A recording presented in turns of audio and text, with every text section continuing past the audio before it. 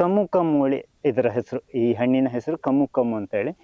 ಇದು ಈ ಪ್ಲಿನಿಯ ಕುಟುಂಬದ್ದೇ, ನಾನು ಆಗ್ಲೇ ಹೇಳಿದಲ್ಲ, ಈ ಜಬೋಟಿಕಾಬಾ ಕುಟುಂಬದ್ದೇ. ಇಲ್ಲಿ ಹೂ ಬರ್ತಾ ಉಂಟು ನೋಡಿ, ಇದರ ವಿಷಯ ಮೊಗ್ಗು ಕಾಣಿಸ್ತಾ ಉಂಟಲ್ಲ ಇಲ್ಲಿ, ಇದು ಕಮ್ಮು ಕಮ್ಮು ಅಂತ ಹೇಳಿ. ಹೈಯೆಸ್ಟ್ ವಿಟಮಿನ್ ಸಿ ಇರುವಂತ ಹಣ್ಣು. ಎಷ್ಟು ಹುಳಿ ಅಂತ ಹೇಳಿದ್ರೆ ಮಾವಿನಕಾಯಿಗಿಂತ 10 ಪಟ್ಟು ಹುಳಿ. ಹಾಗಂತೇಳಿ ಅತ್ಯಂತ ದುಬಾರಿ ಹಣ್ಣು ಕೂಡ ಇದು, ಬ್ರೆಜಿಲ್ನ ಅತ್ಯಂತ ದುಬಾರಿ ಹಣ್ಣು. 3,000-4,000 ರೂಪಾಯಿ. ಕಮ್ಮು ಕಮ್ಮು ಇಂದು ನೀವು ಗೂಗಲ್ ಅಲ್ಲಿ ಸರ್ಚ್ ಮಾಡಿದ್ರೆ ಪೌಡ್ರ್ ಮತ್ತೆ ಇದೆಲ್ಲ ಬರ್ತದೆ. ಇದು ವಿಟಮಿನ್ ಸಿ ಮಾತ್ರೆಗಳು ಇರ್ತದಲ್ಲ, ಕೆಲವೊಂದು ಹೈ ಇದು ವ್ಯಾಲ್ಯೂ ಬರುವಂತ ಮಾತ್ರೆಗಳಿಗೆಲ್ಲ ಇದನ್ನು ಯೂಸ್ ಮಾಡ್ತಾರೆ ಅಂತ. ಹಾಗಾಗಿ ಈ ಮೆಡಿಕಲ್ಲಿ ಯೂಸ್ ಆಗುವಂತ ಹಣ್ಣು ಆದ ಕಾರಣ ಇದು ತುಂಬಾ ವ್ಯಾಲ್ಯೂ ಇರುವಂತದ್ದು. ನಾನು ಆಗ್ಲೇ ಹೇಳಿದಾಗೆ ಎಲ್ಲರೂ ಇಲ್ಲಿ ಬಂದವರು ಕೇಳೋದು ಸಿಹಿ ಅಂತ ಉಂಟು ಅಂತೇಳಿ. ಸಿಹಿ ಮಾತ್ರ ವ್ಯಾಪಾರ ಅಲ್ಲ, ಸಿಹಿ ಮಾತ್ರ ವ್ಯವಹಾರ ಅಲ್ಲ, ಸಿಹಿ ಮಾತ್ರ ಆಹಾರ ಅಲ್ಲ. ಈ ಹುಳಿ ಕೂಡ ಎಷ್ಟು ವ್ಯಾಲ್ಯೂ ಇರ್ತದೆ ಅಂತ ಹೇಳೋದು. ಖಂಡಿತವಾಗಿ ಅದು ನಿಮ್ಗೆ ಹುಳಿ ಅಂತ ಹೇಳಿ ತಿನ್ಲಿಕ್ಕೆ ಈ ಜ್ಯೂಸ್ ಎಲ್ಲ ಮಾಡಿ ಆರಾಮ್ಸೆ ತಕೊಳ್ಳಿಕ್ ಆಗ್ತದೆ. ಸಕ್ಕರೆ ಹಾಕಿ ಜ್ಯೂಸ್ ಮಾಡ್ಕೊಂಡ್ರೆ ನ್ಯಾಚುರಲ್ ಆಗಿ ನಮ್ಗೆ ಬೇಕಾದಂತ, ಈ ಕೊರೋನಾ ಟೈಮ್ ಅಲ್ಲೂ ಕೂಡ ಕೊಟ್ಟಿದ್ದು ವಿಟಮಿನ್ ಸಿ ಟ್ಯಾಬ್ಲೆಟ್, ಡೋಲೋ ಮತ್ತು ವಿಟಮಿನ್ ಸಿ ಟ್ಯಾಬ್ಲೆಟ್ ಗಳನ್ನೇ ಕೊಟ್ಟಿದ್ದು. ಎಲ್ಲಿ ಯಾವ ಇದರಲ್ಲೂ ಕೂಡ ಇಂಥ ಹಣ್ಣುಗಳನ್ನ ತಕೊಂಡು ನಾವು ನೋಡಿರ್ಬೋದು. ಈ ಬಯಲ್ಸೀಮೆಯ ಕೆಲಸಗಾರರು ಬರ್ತಾರೆ, ಅವರ ಮಕ್ಕಳನ್ನ ರೋಡ್ ಸೈಡ್ ಅಲ್ಲಿ ಕರೆಂಟ್ ಕಂಬಕ್ಕೆ ಬಟ್ಟೆಯನ್ನು ಕಟ್ಟಿಕೊಂಡು ಮಲಗಿಸ್ತಾರೆ. ನೀವು ಆಫ್ರಿಕಾದಲ್ಲಿ ಕೇಳಿರ್ಬೋದು, ಕೊರೋನಾ ಟೈಮಲ್ಲಿ ಏನಾದ್ರು ತೊಂದರೆ ಆಗಿದೆ ಅವರಿಗೆ. ಆ ನ್ಯಾಚುರಲ್ ಆಗಿ ಹೇಗೆ ಬದುಕಿದಾರ, ಅವ್ರು ಎಲ್ಲಿಗೂ ತೊಂದರೆ ಆಗ್ಲಿಲ್ಲ. ಯಾರು ಕೋಲ್ಡ್ ಕಂಟ್ರಿಯವರು ಇದಾರ, ಯಾರು ದಿನನಿತ್ಯ ಮೈ ತುಂಬ ಬಟ್ಟೆ ಹಾಕಿಕೊಂಡು ಒಳಗಡೆ AC ರೂಮಲ್ಲಿ ಕೂತ್ಕೊಂಡಿದಾರ, ಆ ದೇಶಗಳು ಮಾತ್ರ ತೊಂದರೆ ಒಳಪಟ್ಟಿದ್ದು ಮಾತ್ರ. ಈಗ ನಾನೇ ಕೊರೋನಾ ಟೈಮಲ್ಲಿ ನನಗೆ ಬಹಳ ಖುಷಿಯಾಗಿದೆ, ಯಾಕಂದ್ರೆ ಯಾರು ನನಗೆ ಉಪದ್ರ ಕೊಡ್ಲಿಲ್ಲ ಆ ಟೈಮಲ್ಲಿ. ನನ್ನ ಕೆಲಸಗಳಿಗೆ ಏನು ತೊಂದರೆ ಆಗ್ಲಿಲ್ಲ. ನನಗೆ ಫಾರ್ಮರ್ ಅಂತ ಹೇಳೋದಕ್ಕೆ, ಅದಕ್ಕೆ ಆ ಫಾರ್ಮಿಂಗ್ ಮಾಡುವಂತಹ ಖುಷಿ ಇದೆಯಲ್ಲ, ಬೇರೆ ಯಾವ ಉದ್ಯೋಗದಲ್ಲಿಯೂ ಸಿಗುದಿಲ್ಲ. ದಿನನಿತ್ಯ ಹೊಸತ್ತು, ಅದೇ ಕಂಪ್ಯೂಟರ್, ಅದೇ ಬೆರಳು, ಅದೇ ವರ್ಕ್ ಅಲ್ಲ, ಇದು ದಿವಸಕ್ಕೊಂದೊಂದು ಕೆಲಸ. ಮತ್ತೆ ಇನ್ನೊಂದು ರೈತರಿಗೆ ಅದು ಅಂದ್ರೆ ಹೊಸತನ್ನು ಹುಡುಕುವ ಯೋಚನೆ. ಹೌದು, ವ್ಯಾಯಾಮ, ನ್ಯಾಚುರಲ್ ಜಿಮ್ ಇದು ಇದರಲ್ಲಿ ಸಿರುವಂತದ್ದು. ಮತ್ತೊಂದು ಹೊಸ ವಿಚಾರ, ನೀವು ಹೇಳಿದಾಗೆ ಹೊಸತನ್ನು ಹುಡುಕ್ತಾ ಹೋಗುವಾಗ, ಇವತ್ತು ಕತ್ಲಾಯ್ತಲ್ಲ ನಾಳೆ ಯಾವಾಗ ಬರ್ತದೆ ಅಂತ ಹೇಳುವಂತ ಕ್ಯೂರಿಯಾಸಿಟಿ ಇವಾಗ ನಮ್ಮಲ್ಲಿ, ನಮ್ಮ ಫಾರ್ಮ್ ಅಲ್ಲಿ. ನನ್ನ ತಂದೆ, ನೀವು ನೋಡಿರ್ಬೋದು ಅಥವಾ ಅಲ್ಲಿ ಕಂಡಿರ್ಬೋದು, ನನ್ನ ತಂದೆಗೆ 85 ವರ್ಷದ ಮೇಲಾಯ್ತು ಪ್ರಾಯ. ಇದುವರೆಗೆ ಕೂಡ ಅವರು ಜ್ವರಕ್ಕೆ ಶೀತಕ್ಕೆ ಕೂಡ ಟ್ಯಾಬ್ಲೆಟ್ ತಕೊಂಡವ್ರು. ಹೌದು, 24 ಗಂಟೆ ಹೇಳ್ಬೋದು, ಆ ತರ ದುಡಿತಾರೆ ಅವ್ರು. 24 ಗಂಟೆ ಅಲ್ಲ ಅಂತ, ಬೆಳಿಗ್ಗೆ 5 ಗಂಟೆ 6 ಗಂಟೆಗೆ ಆದ್ರೆ ಮಧ್ಯಾಹ್ನ ಒಂದು 5 ನಿಮಿಷ ಕೂಡ ಮಲಗೋದಿಲ್ಲ ಅವರು. ಏನಾದ್ರೂ ಮಾಡಿಕೊಂಡಿರ್ತಾರೆ, ಎಂತ ಇದಿಲ್ಲ, ನ್ಯಾಚುರಲ್ ಆಗಿ ಅವ್ರು ಬೆಳೆದಿದ್ದಾರೆ. ಆ ತರ ನಮ್ಮಲ್ಲಿ ಈಗ ನಮ್ಮ ಮನೆಯಲ್ಲಿ ಯಾರಿಗೂ ಕೂಡ ಡೈಲಿ ಟ್ಯಾಬ್ಲೆಟ್ ಇಲ್ಲ, ಶುಗರ್, BP ಇಂಥ ಯಾವ ಸಮಸ್ಯೆಯೂ ಇಲ್ಲ. ಮಗ ಇದ್ರು ಕೂಡ ಅಷ್ಟೇ, ಮಗನಲ್ಲಾದ್ರೂ ಕೂಡ ನಾನು ಹೇಳಿ ಶಾಲೆ ಬಿಟ್ಟು ಬಂದ ತಕ್ಷಣ ಮನೆ ಕೆಲಸಗಳನ್ನ ಮಾತ್ರ, ರಾತ್ರಿ ಹೊತ್ತಲ್ಲಿ ಹೋಮ್ ವರ್ಕ್ ಮಾಡ್ತಾರೆ. ಬಹುಶಃ ಹಾಗಾಗಿ ಅಂದ್ರೆ ಒಂದು ಜೀವನ ಪದ್ಧತಿ ಅಂತ ಹೇಳುದು. ಯಾಕಂದ್ರೆ ಎಲ್ರು ಕೇಳ್ಬಹುದು, ಬೇಕಾದಷ್ಟು ಉಂಟು, ಮಾಡ್ಬೇಕಾದ ಅವಶ್ಯಕತೆ ಇಲ್ಲ ಅಂತ ಹೇಳಿ ಹೇಳ್ಬೋದು. ಬಟ್ ಆ ಫಸ್ಟ್ ಎಲ್ಲ ಮಕ್ಕಳಿಗೆ ಆಗ್ಲಿ ಗಿಡಗಳಿಗೆ ಆಗ್ಲಿ ಸ್ಟ್ರೆಸ್ ಕೊಡ್ಬೇಕು, ಹೊಟ್ಟೆಯ ಹಸಿವು ಏನು ಅಂತ ಹೇಳುವಂತದನ್ನ ಹೇಳಿಕೊಡ್ಬೇಕು. ಶಾಲೆಯಲ್ಲಿ ನೀವೇನು ಉದ್ಯೋಗ ಮಾಡ್ತೀರಿ ಅದನ್ನ ಮಕ್ಕಳನ್ನ ಇನ್ವಾಲ್ವ್ ಮಾಡ್ಬೇಕು. ಇಲ್ಲ ಅಂತ ಹೇಳಿ ಆದ್ರೆ ಮುಂದಕ್ಕೆ ತಂದೆ ತಾಯಿಯ ಮೇಲಿನ ಪ್ರೀತಿ ಅಥವಾ ಹೆತ್ತವರ ಮೇಲಿನ ಪ್ರೀತಿ, ಕುಟುಂಬದ ಪ್ರೀತಿ ಹೋಗ್ತದೆ. ದುಡ್ಡಿನ ಮೇಲಿನ ಪ್ರೀತಿ ಮಾತ್ರ ಉಳಿತದೆ. ಉಳಿಬೇಕು ಅಂತ ಹೇಳಿದ್ರೆ ಕಷ್ಟವನ್ನ ಕೊಡ್ಬೇಕು. ಫಸ್ಟಿಗೆ ಕಷ್ಟ ಕೊಟ್ರೆ ಮಾತ್ರ ಸುಖ ಸಿಗುವಂತದ್ದು. ಒಳ್ಳೆ ಮಾತು. ಮಲೇಷ್ಯಾ, ವಿಯೆಟ್ನಾಂಗಳಲ್ಲಿ ಟ್ರಾವೆಲಿಂಗ್, ಈಗ ಬಹಳಷ್ಟು ಜನ ಥೈಲ್ಯಾಂಡ್ಗೆ ಪ್ರವಾಸ ಹೋಗ್ತಾರೆ. ಈ ಪ್ರವಾಸದಲ್ಲಿ ಹೋಗಿರುವಾಗ ನೋಡಿರ್ಬೋದು ನೀವು, ಡೋಕು ಅಂತ ಹೇಳುವಂತ ಒಂದು ಸಂಪಿಗೆ ಕಾಯಿ ಆಗಿರುವಂತ ಒಂದು ಕಾಯಿಯ ಗೊಂಚಲುಗಳನ್ನ ಹೆಚ್ಚಿನ ವರ್ಷ ಪೂರ್ತಿ ಅಂತ ಹೇಳಿ ಕರಿಬಹುದು, ಅವರು ವ್ಯಾವಹಾರಿಕವಾಗಿ ಬೆಳೀತಾರೆ. ಆಫ್ ಸೀಸನ್ ಅಲ್ಲೂ ಕೂಡ ಹಣ್ಣನ್ನ ಕೃತಕವಾಗಿ ಬರಿಸಿ ಅದನ್ನ, ಯಾಕಂದ್ರೆ ಆ ಹಣ್ಣು ಬರುವ ಸಮಯದಲ್ಲಿ ಅದಕ್ಕೆ ರೆಸ್ಟ್ ಕೊಡಿಸಿ, ಕೃತಕವಾಗಿ ಅಂತ ಹೇಳಿದ್ರೆ ಯಾವುದೇ ಪೆಸ್ಟಿಸೈಡ್ಗಳನ್ನ ಅಲ್ಲಿ ರೈತರು ಸ್ಪ್ರೇ ಮಾಡೋದಿಲ್ಲ, ಎಲ್ಲ ಬ್ಯಾಗಿಂಗ್ ಮಾಡ್ತಾರೆ ಕೀಟಗಳು ಬರ್ದಾಗ. ಯಾಕಂದ್ರೆ ಅವರಿಗೆ ಮೇಯ್ನ್ ಟೂರಿಸಮ್ಮೇ ಅವರಿಗೆ ಮೇಯ್ನ್. ಹಾಗಾಗಿ ಹಣ್ಣುಗಳನ್ನ ತಿನ್ಬೇಕು ಅಂತಂದ್ರೆ ನೀವು ಥೈಲ್ಯಾಂಡಿಗೆ ಹೋಗ್ಬೇಕು. ಒಂದೊಂದು ದೇಶದ ಒಂದೊಂದು ಹಣ್ಣು, ಅಲ್ಲಿ ಬೇರೆ ಬೇರೆ ಓರ್ಟೋಕೋರ್ ಮಾರ್ಕೆಟ್ ಅಂತ ಹೇಳಿ JJ ಮಾರ್ಕೆಟ್ ಹತ್ರನೇ ಒಂದು ಮಾರ್ಕೆಟ್ ಇದೆ. ಬೇರೆ ಬೇರೆ ಹಣ್ಣುಗಳು ಅಲ್ಲಿ ವರ್ಷ ಪೂರ್ತಿ ಸಿಗ್ತದೆ, ಒಳ್ಳೆ ತಿನ್ಲಿಕ್ಕೆ. ಇದು ಕೂಡ ಒಂದು ಡೋಕು ಅಂತ ಹೇಳುವಂತ ಹಣ್ಣು. ಈ ನೋಡಿ ಇಲ್ಲಿ ಹೂ ಬರ್ತಾ ಉಂಟು ಈಗ, ಇಲ್ಲಿ ಇದು ಕೂಡ ನಾನು ಆಗ್ಲೇ ಹೇಳಿದ ಸಂಪಿಗೆ ಕಾಯಿ ಬರ್ತದಲ್ಲ, ಸಂಪಿಗೆ ಮರದ ಆ ತರ ಬ್ರೌನ್ ಮರದಲ್ಲಿ ದ್ರಾಕ್ಷಿ ಬಂದ ಹಾಗೆ ಬರುವಂತದ್ದು. ಗೊಂಚಲು ಹಣ್ಣು ಬರ್ತದೆ, ಒತ್ತು ಹಣ್ಣು ಬರ್ತದೆ, ಒಳ್ಳೆ ಸಿಹಿ ಇದೆ. ಸಿಪ್ಪೆ ತೆಗೆದು ಬಿಟ್ಟು ಒಳಗಡೆ ಹಣ್ಣನ್ನ ತಿನ್ಬೇಕಾಗ್ತದೆ. ಸಿಪ್ಪೆಯಲ್ಲಿ ಲೈಟ್ಲಿ ಲ್ಯಾಟೆಕ್ಸ್ ಇರ್ತದೆ, ಅದು ಬಾಯಿಗೆ ಹೋದ್ರೆ ಸ್ವಲ್ಪ, ಅಥವಾ ಬೀಜವನ್ನಾಗಿದ್ರೆ ಸ್ವಲ್ಪ ಕಹಿ ಆಗ್ತದೆ. ಅದೆರಡು ಬಿಟ್ರೆ ಒಳ್ಳೆ ರುಚಿಕರ. ಒಂದು ಅರ್ಧ ಕೆಜಿ ಹಣ್ಣು ಕೊಟ್ಕೊಂಡ್ರೆ ಟಿವಿ ನೋಡ್ಕೊಂಡು ಮೊಬೈಲ್ ನೋಡ್ಕೊಂಡು ಕಂಪ್ಲೀಟ್ ಆಗಿ ತಿನ್ಬೋದು, ಅಷ್ಟು ರುಚಿಕರ ಹಣ್ಣು. ಈಗ ಫಸ್ಟ್ ಟೈಮ್ ನಮ್ಮ ಕೇರಳದಲ್ಲಿ ಅಲ್ಲಿ ತ್ರಿಶೂರ್ನಿಂದ ಸ್ವಲ್ಪ ಆ ಕಡೆಗೆ ಪಾಲದ ಹತ್ರ ಕಮರ್ಷಿಯಲ್ ಆಗಿ ಬೆಳೀಲಿಕ್ಕೆ ಸ್ಟಾರ್ಟ್ ಮಾಡಿದ್ದಾರೆ. ಒಂದು 4-5 ಎಕರೆನಲ್ಲಿ ಇದನ್ನ ಬೆಳೀಲಿಕ್ಕೆ ಸ್ಟಾರ್ಟ್ ಮಾಡಿದ್ರು. ಒಳ್ಳೆ ಕಮರ್ಷಿಯಲ್ ಫುಡ್. ಥೈಲ್ಯಾಂಡ್ ಅಲ್ಲಿ ಕಮರ್ಷಿಯಲ್ ಆಗಿ ಬೆಳೀತಾರೆ ಇದನ್ನು. ಇನ್ನು ಈ ಕಡೆ ಬರ್ಬೋದು, ಇನ್ನು ಬರ್ಬೇಕಷ್ಟೇ. ನೋಡಿ, ರಂಬುಟಾನ್ ಮತ್ತು ಮ್ಯಾಂಗೋಸ್ಟಿನ್ ಅನ್ನ ಬೆಳೆಸಲಿಕ್ಕೆ ಕಳಿಸಿಕೊಟ್ಟವರೇ ನಮ್ಮ ಕೇರಳದವರು. ಅದು ಇಲ್ಲಿ ಸಿಕ್ಕಾಪಟ್ಟೆ ಆಗ್ತದೆ. ಮಲಯಾಳಿಗಳು ಯಾವುದೇ ಸಂಶೋಧನೆಯಲ್ಲಿ ನಿಪುಣರು. ಹೆಚ್ಚಿನ ಈಗ ನಮ್ಮಲ್ಲಿ ಇಲ್ಲಿಂದ ಬರ್ತಾರೆ, ಈ ವೆಲಿಯತ್ ಗಾರ್ಡನ್ ಅಂತೇಳಿ ನೀವು ಆನ್ಲೈನ್ ನಲ್ಲಿ ನೋಡ್ಬೋದು. ಬಹುತೇಕ ಗಿಡಗಳನ್ನು ಇಲ್ಲಿಂದ ಅವ್ರು ತಕೊಂಡು ಹೋಗ್ತಾರೆ, ಒಂದು ಬ್ರ್ಯಾಂಡ್ ಆಗಿ ಮಾರಾಟ ಮಾಡ್ತಾರೆ. ಆಲ್ ಓವರ್ ಇಂಡಿಯಾದಲ್ಲಿ ಮಾತ್ರ ಅಲ್ಲ, ಅವರು ಎಕ್ಸ್ಪೋರ್ಟ್ ಕೂಡ ಗಿಡಗಳನ್ನ ಮಾಡ್ತಾರೆ. ಒಳ್ಳೆಯ ಹಣ್ಣುಗಳನ್ನ ಕಮರ್ಷಿಯಲ್ ಆಗಿ ಬೆಳೆದ್ರಿಂದ ಖಂಡಿತ ಲಾಭ ಉಂಟು. ಕಲರ್ ಇಂದ ಗೋಲ್ಡನ್ ಬಿಂಬಳಿ ಅಂತೇಳಿ, ನೀವು ಆಗ ಮಿರಾಕಲ್ ಫ್ರೂಟ್ ತಿಂದಿದ್ದೀರಿ, ಈಗ ಟೇಸ್ಟ್ ನೋಡಿ, ಒಳ್ಳೆ ಸ್ವೀಟ್ ಆಗ್ತದೆ. ಮಿರಾಕಲ್ ಫ್ರೂಟ್ ನಿಮ್ಮ ಆಕ್ಚುಲಿ ಅದು ಹುಳಿ. ನೀವು ಮಿರಾಕಲ್ ಫ್ರೂಟ್ ತಿಂದಿದ್ದೀರಿ, 3 ಗಂಟೆ ಹೊತ್ತು ನಿಮ್ಮ ಬಾಯಿಗೆ ಸಿಹಿ, ಪಕ್ಕಾ ಹುಳಿ. ಅದು ಪಕ್ಕಾ ಹುಳಿ, ಒಂದೇ ಒಂದು ಡ್ರಾಪ್ ಸಿಹಿ ಇಲ್ಲ, ಸಕ್ಕರೆ ಆಗಿ ಇರ್ತದೆ. ಬಟ್ ನಿಮ್ಮ ನಾಲಿಗೆಯನ್ನ ಆಗ ಮಿರಾಕಲ್ ಫ್ರೂಟ್ ಚೇಂಜ್ ಮಾಡಿದೆ. ನೀವು ಒಂದು 25 ಹಣ್ಣು ಕೂಡ ತಿನ್ಬೋದು, ಬಟ್ ಹೊಟ್ಟೆಗಿರುವಂತ ಸಮಸ್ಯೆ ಬಂದೇ ಬರ್ತದೆ. Acidic fruit. ಮ್ಯಾಂಗೋಸ್ಟಿನ್ಗೆ ಒಂದು ಪರ್ಯಾಯ ಹಣ್ಣು. ಮ್ಯಾಂಗೋಸ್ಟಿನ್ ಆದ್ರೂ ಕೂಡ ಬಿಸಿಲಿದ್ರೆ ಅದು ಸನ್ಬರ್ನ್ ಆಗುವಂಥದ್ದು, ಇಂಥ ಸಮಸ್ಯೆಗಳು ಬರ್ತದೆ. ಇದ್ರ ಹೆಸರು ಅಚಾಚಾ ಅಂತೇಳಿ, ಗಾರ್ಸಿನಿಯಾ ಹ್ಯುಮಿಲಿಸ್ ಅಂತೇಳಿ ಇದ್ರ ಬೊಟಾನಿಕಲ್ ನೇಮ್. ಒಳ್ಳೆ ಕಮರ್ಷಿಯಲ್ ವ್ಯಾಲ್ಯೂ ಇರುವಂಥ ಹಣ್ಣು. ಇದಕ್ಕೆ ಫ್ರೂಟ್ ಫ್ಲೈ ಅಟ್ಯಾಕ್ ಆಗೋದಿಲ್ಲ, ಸಿಪ್ಪೆ ದಪ್ಪ ಇರ್ತದೆ. ಹಣ್ಣಾಗ್ಲಿಲ್ಲ, ಹಣ್ಣಾಗ್ಲಿಕ್ಕೆ ಇನ್ನೊಂದು ತಿಂಗಳು ಬೇಕು, ಏಪ್ರಿಲಲ್ಲಿ ಹಣ್ಣು ಬರುವಂಥದ್ದು. ಇದು ಕಾಯಿ ಇದೀಗ ಗೊಂಚಲು ಹಣ್ಣು ಬರ್ತದೆ. ಮ್ಯಾಂಗೋಸ್ಟಿನ್ಗಿಂತ ಹೆಚ್ಚು ಬರ್ತದೆ. ಮ್ಯಾಂಗೋಸ್ಟಿನ್ನಿಂದ ಒಂದು ಸಮಸ್ಯೆ ಅಂದ್ರೆ ಅದು ಜೂನ್ ಜುಲೈಯಲ್ಲಿ ಹಣ್ಣು ಸಿಗುವಂಥದ್ದು. ನಮ್ಮ ಸೌತ್ ಕೇಂದ್ರದಲ್ಲಿ ಮಳೆಗಾಲ ಬರ್ತದೆ, ಹೆಚ್ಚು ಹಣ್ಣು ತಿನ್ನೋ ಟೈಮ್ ಅಲ್ಲ. ಇದು ಏಪ್ರಿಲ್ ಮೇ ಬೇಸಿಗೆ, ಒಳ್ಳೆ ಸಮ್ಮರಲ್ಲಿ ಹಣ್ಣು ಸಿಗ್ತದೆ. ಕ್ವಿಂಟಲ್ ಮೇಲೆ ಕಳೆದ ವರ್ಷ ಒಂದು 200 kg ಮೇಲೆ ಹಣ್ಣು ಬಂದಿತ್ತು. ಈ ವರ್ಷ ಏನು ಕಡಿಮೆ ಅಲ್ಲ. ಇದರ ವಿಶೇಷತೆ, ಇದಕ್ಕೆ ಫ್ರೂಟ್ ಫ್ಲೈ ಅಟ್ಯಾಕ್ ಆಗುದಿಲ್ಲ, ಹಣ್ಣು ಹುಳ ಬರುದಿಲ್ಲ, ಸಿಪ್ಪೆ ದಪ್ಪ ಇರ್ತದೆ, ಫ್ರೂಟ್ ಫ್ಲೈ ಅಟ್ಯಾಕ್ ಆಗುದಿಲ್ಲ. ಮತ್ತೆ ಹಕ್ಕಿಗಳಿಗೆ ತಿನ್ಲಿಕ್ಕೆ ಆಗುದಿಲ್ಲ, ಸಿಪ್ಪೆ ಗಟ್ಟಿ ಉಂಟು. ಹಾಗಾಗಿ ನಮ್ಗೆ ಹೆಚ್ಚು ಮಾರ್ಕೆಟ್ ಮಾಡ್ಲಿಕ್ಕೆ ಸಮಸ್ಯೆ ಇಲ್ಲ. ಈಗ ರಂಬುಟಾನ್ ಎಲ್ಲ ಏನಾಗ್ತದೆ ಅಂದ್ರೆ ಬಾವಲಿ ತೂತು ಮಾಡಿ ತಿನ್ನುವಂತ ಬಹುತೇಕ ಸಮಸ್ಯೆ. ನೆಟ್ ಹಾಕ್ಬೇಕು, ಇದಕ್ಕೆ ನೆಟ್ ಬೇಡ.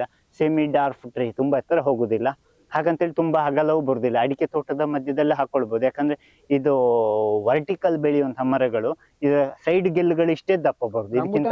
ಇದನ್ನು ಕೂಡ ನೋಡಬಹುದು ಖಂಡಿತವಾಗಿ. ಅಲ್ಲ, ರಂಬುಟಾನ್ಗಿಂತ ಜಾಸ್ತಿ ಅಡಿಕೆ ತೋಟದಲ್ಲಿ ಇಂಟರ್ ಕ್ರಾಪ್ ಆಗಿ ಬೆಳಿಲಿಕ್ಕೆ ಒಳ್ಳೆ ಒಂದು ವೆರೈಟಿ ಹಣ್ಣು ಇದು. ಎಷ್ಟು ದೊಡ್ಡ ಆಗ್ತದೆ ಹಣ್ಣು?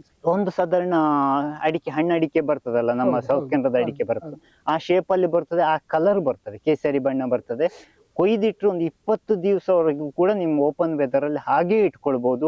ಇನ್ನೊಂದು ಪ್ಲಸ್ ಪಾಯಿಂಟ್ ಅಂದ್ರೆ, ಇದು ಚಿಕ್ಕು ಹಣ್ಣೆಲ್ಲ ಈಗ ನಿಮ್ಗೆ ಗೊತ್ತಿರ್ಬೋದು, ಎಲ್ಲ ಅರ್ಧ ಬಲಿತ ಕಾಯಿಯನ್ನ ಮಾರ್ಕೆಟಿಗೆ ಸಪ್ಲೈ ಮಾಡ್ಬೇಕಾಗ್ತದೆ. ಯಾಕಂತಂದ್ರೆ ಸರಿಯಾಗಿ ಬಲಿತ ಹೊರಗಡೆ ಆ ಪುಡಿ ಹೋಗುವಂತ ಚಿಕ್ಕನ್ನು ಕೊಯ್ದ್ರೆ ಮರುದಿವಸಕ್ಕಾಗುವ ಹಣ್ಣು ಮುದ್ದಾಗಿ ಆಗ್ತದೆ. ಹಾಗಾಗಿ ಅಂಗಡಿಯಲ್ಲಿ ಮಾರಾಟ ಮಾಡ್ಲಿಕ್ಕೆ ಆಗುದಿಲ್ಲ ಅಂತ ಹೇಳುವ ಕಾರಣಕ್ಕೆ ಅರ್ಧ ಬಲಿತ, ನಮ್ಮ ಈ ಆಡು ಭಾಷೆಯಲ್ಲಿ ಕಸ್ಕಾಯಿ ಅಂತ ಹೇಳಿ ಕರಿತೇವೆ ನಾವು. ಹಾಗೆ ಈ ಅರ್ಧ ಬಲಿತ ಕಾಯಿಯನ್ನ ಮಾರ್ಕೆಟ್ ಮಾಡ್ಬೇಕಾಗಿ ಬರ್ತದೆ. ಬೆಣ್ಣೆ ಹಣ್ಣು ಕೂಡ ಇದೇ ಸಮಸ್ಯೆ. ಈ ಸರಿಯಾಗಿ ಬೆಳೆದ್ರೆ ಅದು ವೇಸ್ಟ್ ಜಾಸ್ತಿ ಬರ್ತದೆ. ಈ ಮಾರ್ಕೆಟ್ ಅಲ್ಲಿ ಮಿಡ್ಲ್ ಮ್ಯಾನ್ ಅಥವಾ ಮಧ್ಯವರ್ತಿ ಅಥವಾ ಈ ಮಾರಾಟಗಾರನನ್ನು ತಗೊಳ್ಳಿಕ್ಕೆ ಒಪ್ಪುದಿಲ್ಲ, ಹಾಳಾಗ್ತದೆ. ಅವನಿಗೆ ಅವನು ನಷ್ಟ ಮಾಡ್ಲಿಕ್ಕೆ ತಯಾರಿರುವುದಿಲ್ಲ. ಇದು ಹಣ್ಣಾಗುದೇ ಕೊಯ್ದಿಟ್ಟು 4 ದಿವಸದ ನಂತರ. ನೀವು ಅಂಗಡಿಗೆ ತಕೊಂಡು ಹೋಗುವಲ್ಲಿವರೆಗೂ ಅದು ಹಣ್ಣೇ ಆಗುದಿಲ್ಲ, ಹುಳಿ ಇರ್ತದೆ. ಅದು ಹಣ್ಣಾಗುದು ಅದರಲ್ಲಿ ಯಾವಾಗ ವ್ರಿಂಕಲ್ಸ್ ಬರ್ತದ, ಯಾವಾಗ ನೆರಿಗೆಗಳು ಬರ್ತದ, ಅವಾಗ ಸ್ವೀಟ್ನೆಸ್ ಸ್ಟಾರ್ಟ್ ಆಗುದು. ಹಾಗಾಗಿ ಕಮರ್ಷಿಯಲ್ ಆಗಿ ₹1 ರೈತನಿಗೆ ನಷ್ಟ ಇಲ್ಲ, ₹1 ಮಿಡ್ಲ್ ಮ್ಯಾನಿಗೆ ನಷ್ಟ ಇಲ್ಲ, ₹1 ವ್ಯಾಪಾರಿಗೆ ನಷ್ಟ ಇಲ್ಲ, ಕೊಂಡು ಹೋದವನಿಗೂ ನಷ್ಟ ಇಲ್ಲ. ಯಾಕಂದ್ರೆ ಒಂದು ಹಣ್ಣು ಹಾಳಾಗುದಿಲ್ಲ 2 ದಿವಸ ಇಟ್ಟರು ಕೂಡ. ಹಾಗಾಗಿ ನ್ಯಾಚುರಲ್ ಆಗಿ ಬಹಳ ಸುಲಭವಾಗಿ ಬೆಳಿಬಹುದಾದಂತ ಹಣ್ಣುಗಳು ಇಂಥವುಗಳು. ಇದು ಆಸ್ಟ್ರೇಲಿಯಾದಲ್ಲಿ ಒಬ್ಬರಲ್ಲಿ ಅಡಿಕೆ ಪತ್ರಿಕೆಯಲ್ಲಿ ಆರ್ಟಿಕಲ್ ಬಂದಿತ್ತು, 200-250 ಹೆಕ್ಟೇರ್ ಒಬ್ಬ ಫಾರ್ಮರಿನ ತೋಟ ಉಂಟಂತೆ ಆಸ್ಟ್ರೇಲಿಯಾದಲ್ಲಿ. ಅದ್ರ ಡೀಟೇಲ್ಸ್ ನಿಮ್ಮ ಅಡಿಕೆ ಪತ್ರಿಕೆಯಲ್ಲಿ. ಇದು ನಾನು ಅಂದ್ರೆ ಇದು ಬ್ರೆಜಿಲ್ನಿಂದ ತರಿಸ್ಕೊಂಡಿದ್ದು, ಬೀಜಗಳನ್ನು ತರಿಸ್ಕೊಂಡಿದ್ದು. ಸುಮಾರು ಇದಕ್ಕೆ ಒಂದು 15 ವರ್ಷದ ಮೇಲೆ ಆಯ್ತು, 15-20 ವರ್ಷಕ್ಕೆ ಹತ್ರ ಆಯ್ತು ಈ ಗಿಡಕ್ಕೆ. ಸುಮಾರು ಒಂದು 7-8 ಮರಗಳಿದಾವೆ, ಎಲ್ಲವೂ ಕೂಡ ಏಕರೀತಿಯಲ್ಲಿ ಹಣ್ಣು ಕೊಡ್ತದೆ. ಇದು ಮತ್ತೆ ಗ್ರಾಫ್ಟೆಡ್ ಗಿಡವೇ ಆಗ್ಬೇಕು ಅಂತ ಇಲ್ಲ, ಬೀಜದ ಗಿಡ ಆಗ್ಬೋದು. ಬಟ್ ಗ್ರಾಫ್ಟೆಡ್ ಗಿಡ ಆದ್ರೆ ಇನ್ನೂ ಕುಬ್ಜ ಆಗ್ತದೆ. 2ನೇ ವರ್ಷ 3ನೇ ವರ್ಷಕ್ಕೆ ಹಣ್ಣು ಸ್ಟಾರ್ಟ್ ಆಗ್ತದೆ. ಈಗ ನಮ್ಮಲ್ಲಿ ಕಸಿ ಗಿಡ ಮಾಡಿ ಇಟ್ಟದ್ದು, ಅದರಲ್ಲಿ ಸಣ್ಣ 1.5 ಅಡಿ ಎತ್ತರಕ್ಕೆ ಕಾಯಿ ಬರೋದಕ್ಕೆ ಸ್ಟಾರ್ಟ್ ಆಗಿದೆ. ಬೀಜದ ಗಿಡ ಆದ್ರೆ 6 ರಿಂದ 7 ವರ್ಷ ತಗೊಳ್ತದೆ, ಬಹಳ ನಿಧಾನವಾಗಿ ಬೆಳೆಯುವುದು. ಹೆಚ್ಚಾಗಿ ಗ್ರಾಫ್ಟೆಡ್ ಅನ್ನು ನಟ್ರೆ ಹೆಚ್ಚು ಒಳ್ಳೆ. ಸುಲಭ.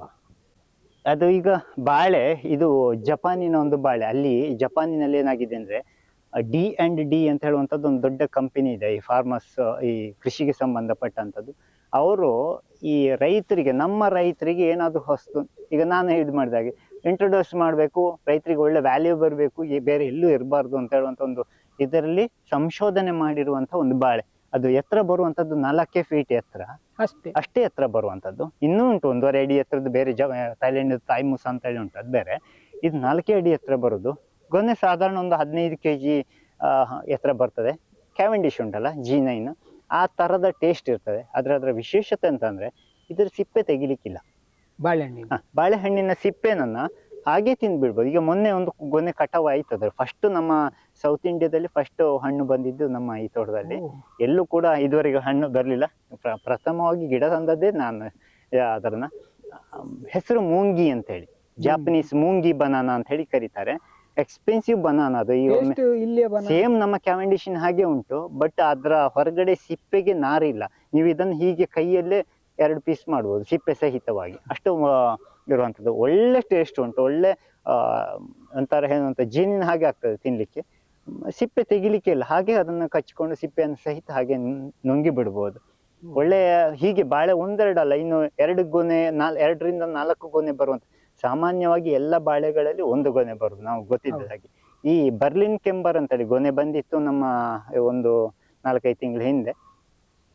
ವಿಶೇಷತೆ ಏನಂದ್ರೆ ಒಂದು ಬಾಳೆಯಲ್ಲಿ 4 ಗೊನೆ, 2 ರಿಂದ 4 ಗೊನೆ. ಅದು ಗೊತ್ತಾಗುದು ಮಾತ್ರ ಗೊನೆ ಹಾಕುವಾಗ. ಅದರ ಬೆಳವಣಿಗೆ ಯಾವಾಗ ಆಗಿರ್ತದೆ ಅಂದ್ರೆ ಅದರ ಸುಳಿಯ ಒಳಗಡೆಯಿಂದ 2 ಗೊನೆ ಆದ್ರೆ 2 ಗೊನೆ ಬಾಳೆಯನ್ನ ಕಟ್ ಮಾಡಿದ್ರೆ ಅದು ಗೊತ್ತಾಗ್ತದೆ. 2 ಇದ್ರೆ 2 ಗೊನೆ, 4 ಇದ್ರೆ 4 ಗೊನೆ ಅಂತ ಹೇಳಿ. ಅದು ಬರ್ಲಿನ್ ಕೆಂಬರ್ ಅಂತ ಹೇಳಿ. ಹೀಗೆ ಬೇರೆ ಬೇರೆ ಸುಮಾರೊಂದು 100ಕ್ಕೂ ಮಿಕ್ಕಿ ವಿದೇಶಿ ಬಾಳೆಗಳು ನಾವು ಸಂಗ್ರಹ ಮಾಡಿದ್ದೇವೆ. ಬೇರೆ ಬೇರೆ ತರದ ಟೆರೆಸ್ ಗಾರ್ಡನಿಗಾಗಿ 1.5 ಫೀಟ್ ಹತ್ರ ಬರುವಂತ ತಾಯ್ಮೂಸ ಅಂತ ಹೇಳಿ ಎಕ್ಸ್ಪೆನ್ಸಿವ್ ಬಾಳೆ. 6,000 ಬಾತ್, 18,000 ರೂಪಾಯಿ Indian rupees, plus shipping charge, plus phyto certification ಎಲ್ಲ ಹೋಗಿ ಒಂದು 20-21-2,000 ಆಗ್ತದೆ. ಇಂಥ ಬೇರೆ ಬೇರೆ ಬಾಳೆ ಎಲ್ಲ ಪ್ರಾಯೋಗಿಕವಾಗಿ, ಯಾಕಂದ್ರೆ ರೈತರಿಗೆ ನಾವು ಅದನ್ನು ತಂದು ಕೊಡ್ಲಿಕ್ಕೆ ಆಗುದಿಲ್ಲ. ಫಸ್ಟಿಗೆ ನಾವು ಹಾಕೊಳ್ಳುವ, ಅಷ್ಟೊತ್ತಿಗೆ ಆ ಬೆಲೆ ಕಡಿಮೆ ಆಗ್ತದೆ, ನಮ್ಮಲ್ಲಿಂದ ಮತ್ತೆ ಪ್ರೊಡಕ್ಷನ್ ಮಾಡಿಸ್ಕೊಳ್ಳುವ, ಟಿಶ್ಯೂ ಕಲ್ಚರ್ ಮಾಡಿಸ್ಕೊಳ್ಳುವ, ರೈತರಿಗೆ ಕಡಿಮೆ ರೇಟಲ್ಲಿ ಕೊಡುವ. ಇದು ವಾಟರ್ ಆಪಲ್ ಅಲ್ಲಿ ಚಾಕೊಲೇಟ್ ಅಂತ ಹೇಳುವಂತ ಒಂದು ವೆರೈಟಿ. ಫುಲ್ ಚಾಕ್ಲೇಟ್ ಕಲರ್ ಬರ್ಬೇಕಿದೆ ಹಣ್ಣಾಗುವಾಗ. ನೋಡಿ,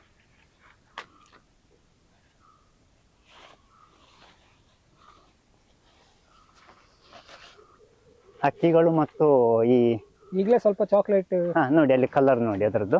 ಫುಲ್ ಇಲ್ಲ, ಫುಲ್ಲಿ ಚಾಕ್ಲೇಟ್ ಕಲರ್, ಒಂಥರ ಶೈನಿಂಗ್ ಇರ್ತದೆ. ಇದು ಇಂಡಿಯಾದಲ್ಲಿ ಎಲ್ಲೂ ಇಲ್ಲ. ಇದು ನಾವು ಮಾತ್ರ ನಟ್ಟಿದ್ದು. ಈ ವರ್ಷದಿಂದ ಅದನ್ನ ಗಿಡಗಳನ್ನ ಮಾಡಿಕೊಳ್ಳಿಕ್ಕೆ ಸ್ಟಾರ್ಟ್ ಮಾಡಿದ್ದೇವೆ.